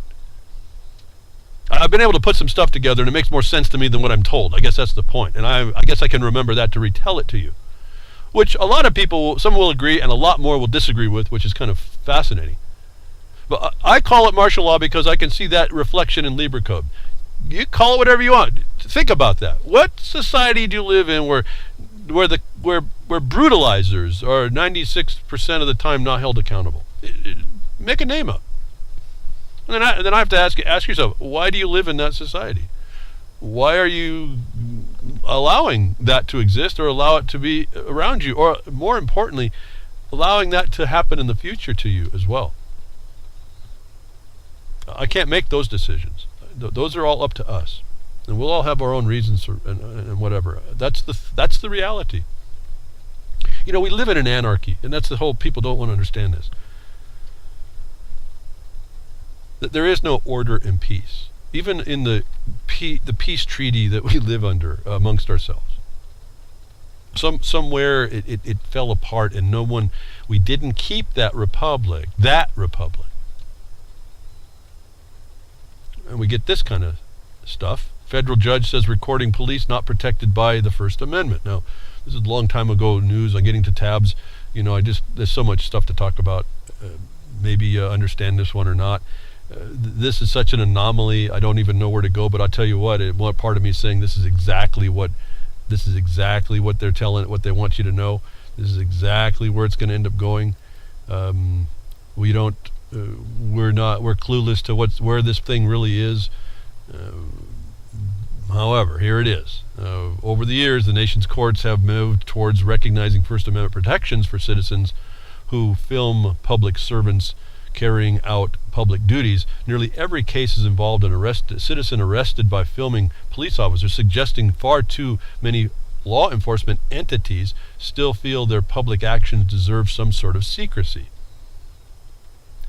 Even as these agencies deploy broader and more powerful surveillance tools aimed at the same public areas where no exception of privacy under the Fourth Amendment exists. But here we have, I had to stop there. Where are you living that this is even acceptable at all? That someone working in a public capacity believes they have a privacy. I mean, short of having to relieve themselves in the public bathroom or when they're off a line and not doing something or talking about their own privacy, their own personnel, their own contract of employment and all that. Absent all that, what kind of a society do you live in where the police even came to the idea that they have deserved privacy in their public function? A rather disturbing conclusion has been reached by a federal court in Pennsylvania. 2 cases involving people who had their photography efforts interrupted by police officers have resulted in the court finding that there is no First Amendment right to film public servants. So you have to listen very carefully to what's being said right here. And now you look into how they're strictly construing every stupid word. That provision wasn't even stated, so we're not going to agree to that. See, it's not law being applied, but it's this reflexive reaction of the agenda to come that I want you to pay attention to. I think at some point this is being thrown down, even now, even with the surveillance society. But to come up to this point and say it that way is kind of, it's highly educational, at least for me. Neither of the plaintiffs, Richard Fields nor Amanda Garesi, were filming the police conduct because they had a criticism or challenge to what they were seeing. Understand what they just said. That's the reason why they had no right to film the public, is because they didn't state that they had a criticism or challenge to what they were seeing. In other words, they've constrained it to, again, you presuming you have actually no right unless you can articulate your right. And this is the word in your mouth I'm talking about. Learn from this. Have something to say. I guess that's the most important part about this decision. If this is where they're going to go, and this is what comes out in the article, say that you have now a criticism to make against what you see. I say, you're a witness to a crime. Don't tamper with a witness. That's what I've been saying. I believe I'm witnessing a crime. Don't tamper with me or my stuff. See, that's a word in your mouth about what you're doing. Same thing with a FOIA. You just don't send off for information. You got to tell them, you waive the fees by saying that you think it's going to be, you're witnessing, you're investigating a crime. You put this right down in the documentation. You think you're witnessing a crime that may be used in, this information may be used in a future litigation.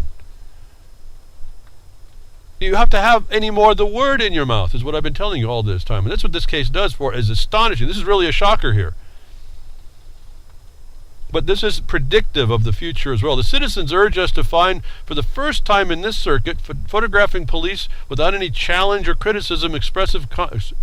Criticism is expressive conduct protected by the First Amendment. While we instinctively understand the citizens' argument, you subject slave, particularly with rapidly developing instant imaging sharing technology, we find no basis to craft a new First Amendment right based solely on the observing and recording without expressive conduct and consistent with the technology of the Supreme Court and our Court of Appeals, and we decline to do so today. Fascinating discussion, completely stupid, but there it is. They're willing to say it, I guess, is the point that gets me. Just want you to know. Have a word in your mouth. This is all I've really been saying. Educate yourself enough to know what that word is in any number of positions and conditions and situations. Let me make it less esoteric as it strikes me. Recently, cop pulls someone over who was actually parked on private property in a driveway, and wants to know about a sticker that wasn't in the back window. And the first question out of the mouth of the gentleman in the seat was, what's your subject matter jurisdiction?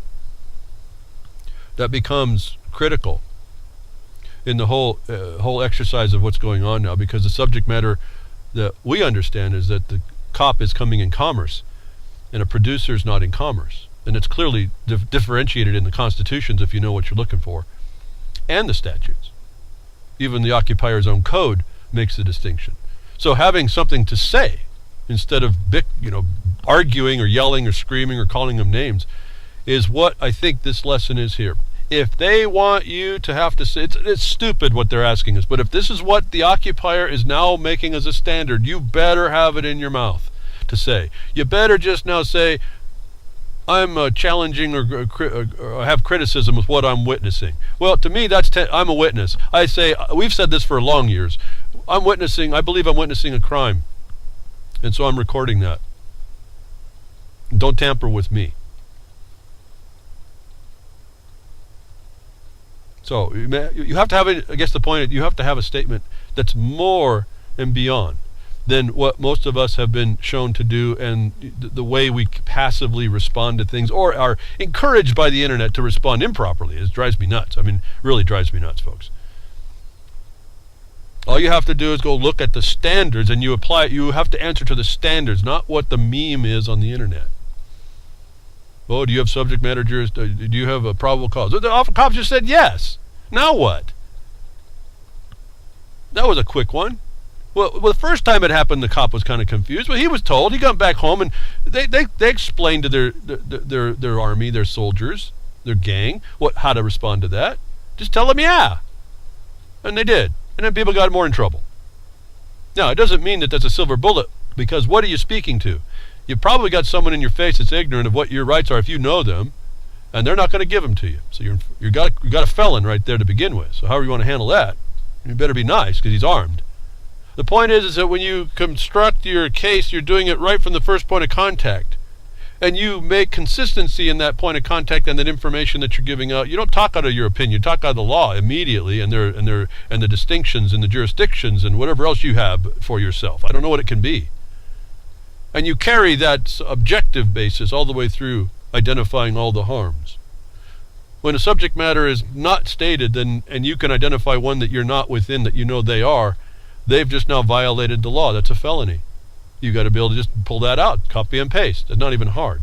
So you don't have you're not a one-trick pony on this either. And you're not the one you find only on the internet. And you're not, you take notes. Those of you that do and listen repeatedly, thank you for that and for your hard work, and I hope it rewards you one day, because that's the key. It doesn't mean nothing if no one's going to do anything with it. So to me, I'm here to put it out, but I don't take much for it, because it doesn't mean anything until someone can use it. And I'm glad to have been a help for those of you that needed it. That's absolutely fantastic. It's one less that got taken down or so easily. That you don't even take what I'm saying as a sole answer. You build from what I'm saying. Again, requires your engagement. It absolutely requires your engagement. I don't mean go out and get tickets to do this. You may have to do that on the run, but you can prepare to understand. You can do administrative interventions. You can give advice to people that may have it wrong, that you can show, that you can tell them a better way. This is where we can play our part as we all learn about this dysfunctional society that we think is real and right. Because it starts to devolve down to where not only are they saying that little claim of right to photograph the police is not going to be recognized, that you have to make a statement of criticism or challenge against the actions of what was happening. They then expanded this reflexive condition of agenda. Let us inspect your home for dirty dishes, or we'll get a warrant, city says, as this thing starts to envelop and develop and go on, and we keep letting it happen. A Minnesota city is asking a court for a warrant to enter a rental home in order to check to see if the place is clean. If the city wins the case, then inspectors apparently would be able to enter such a building anytime they wish. As I would look at that, when they made the threat, that's extortion and coercion and felony, isn't it? If all they said was, we want to come in and we're going to force you to get a warrant, if you force us to if you don't let us in, we're making a warrant, then they apparently recognize that you have the right to resist it, don't you? And then they threaten you with a warrant. Legal process. Now, if there's a ticket on the other end with money, to me, that's using process for trafficking. If you just tie this together, is it going to win? I don't know, but at least you can throw it back in the face of the code officer that came in and now is going to be on the hook if he loses or she loses. That's the private action that they did as a felony. Because their lawful action, it was only done under the color of a lawful action, not that it was. The renters and tenants say that they have nothing to hide, but are opposing the. Let's look in your hard drive, folks. Let's get you on the internet. Let's look at your traffic on the internet. These people have nothing to hide. Put it in the same context, but are opposing the city's move based on principle. Hey, get behind the woodshed. They must have been behind here. I hope it's more than principle as well. There's a law that backs up all of this. We just have to get back to using it. If they want to leave dirty dishes in the sink, they say, then it should be perfectly legal. Well, that's the wrong way to approach that. What's the authority to make it a question? Quote, your home is your castle.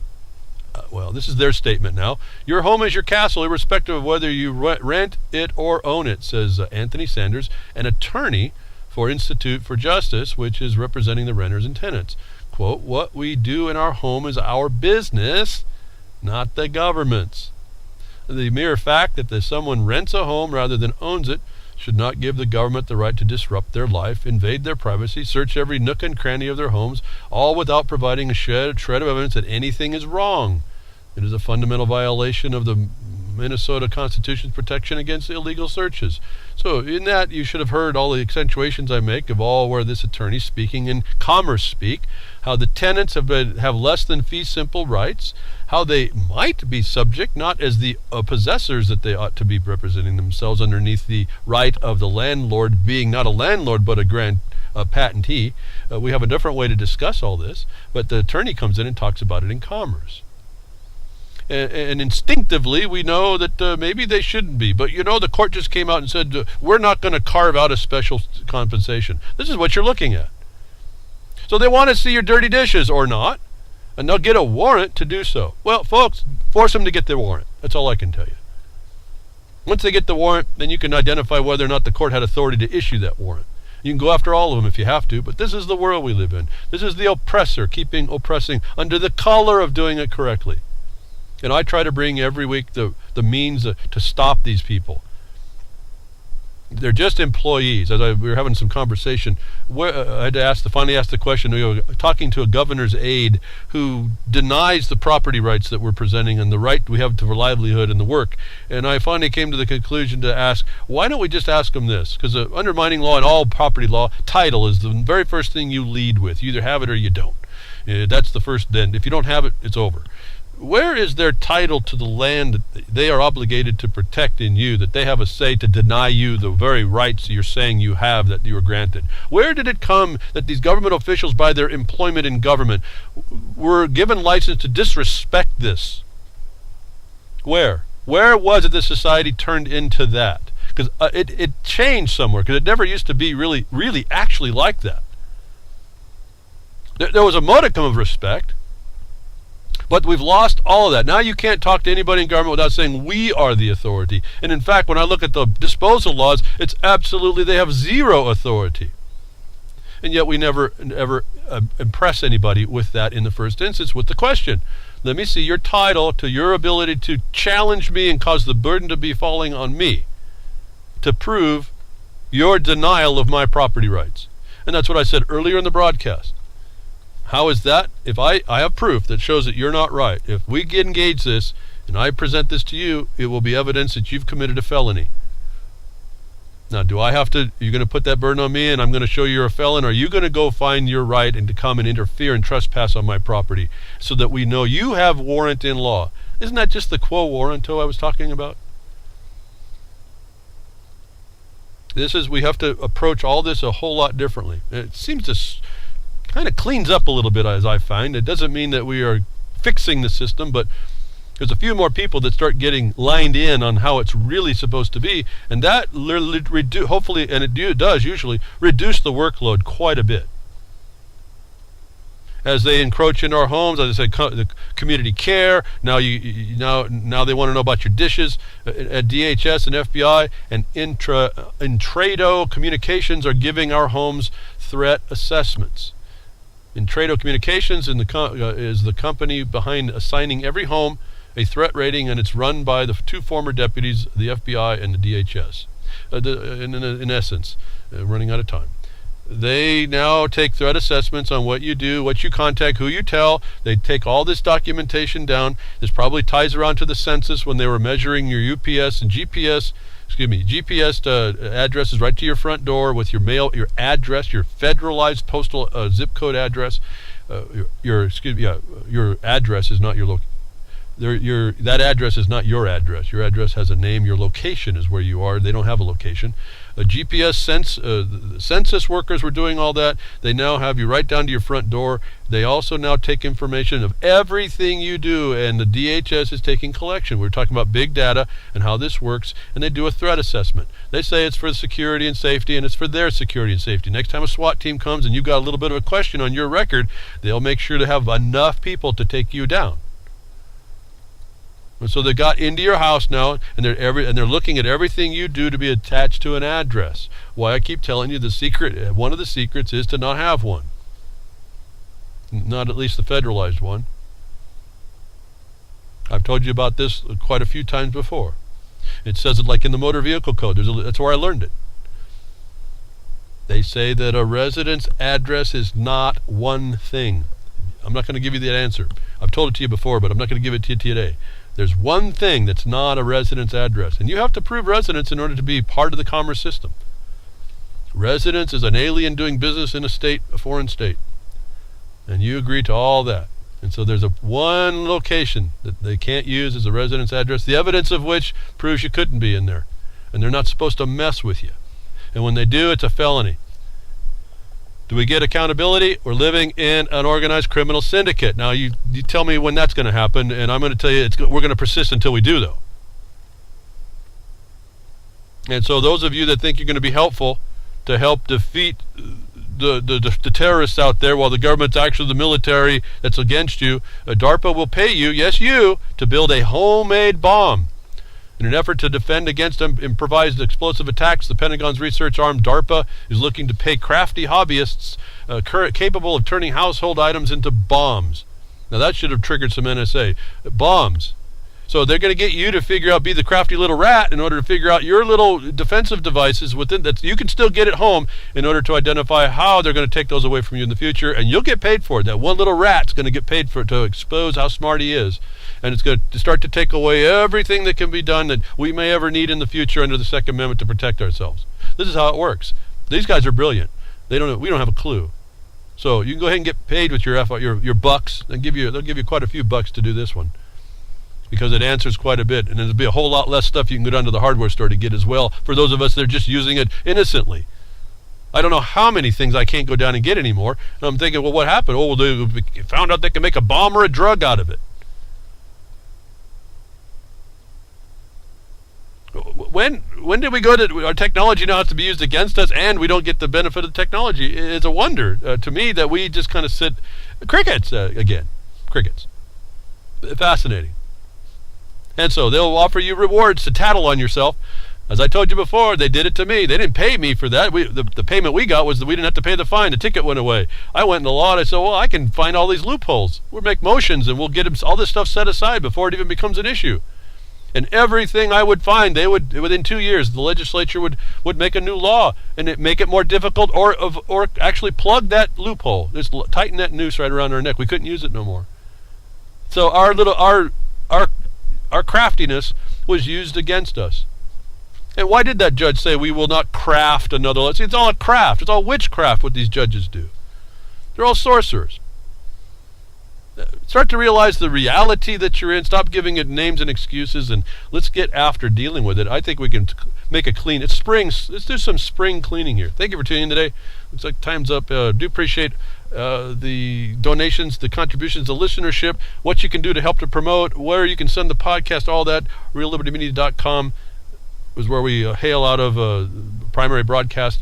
We have World Truth, which will be closing. Now we're going to Freedom's network, and we have maybe a couple more that might be starting up for more networks of communication. We have UCY.TV. Thank you over there for Jules and all your listeners there. And the YouTube that gets set up, and FM and AM broadcasters. I do appreciate all of your help to get the word out. And it's just a matter that we kind of come to terms. I kind of got the feeling, even though I get frustrated and kind of disappointed over how many people are not really acting, engaging what I see in proper ways, feeling kind of scared. It's going to be one of those things, very possibly, if the archives ever last into the future, it'll be one of those things of, oh, that's what that guy was talking about. Now, I hope that's being said when we're kind of freed up and they'll laugh that we even had to talk about it. I hope it's not finding out that it's all a secret. I've been bootlegged through the system in order to give you the tools that you need, and asking you then, why don't we listen ahead of time and let's do stuff ahead of time to avoid this and just bring on that more peaceful existence. Thank you. Take care.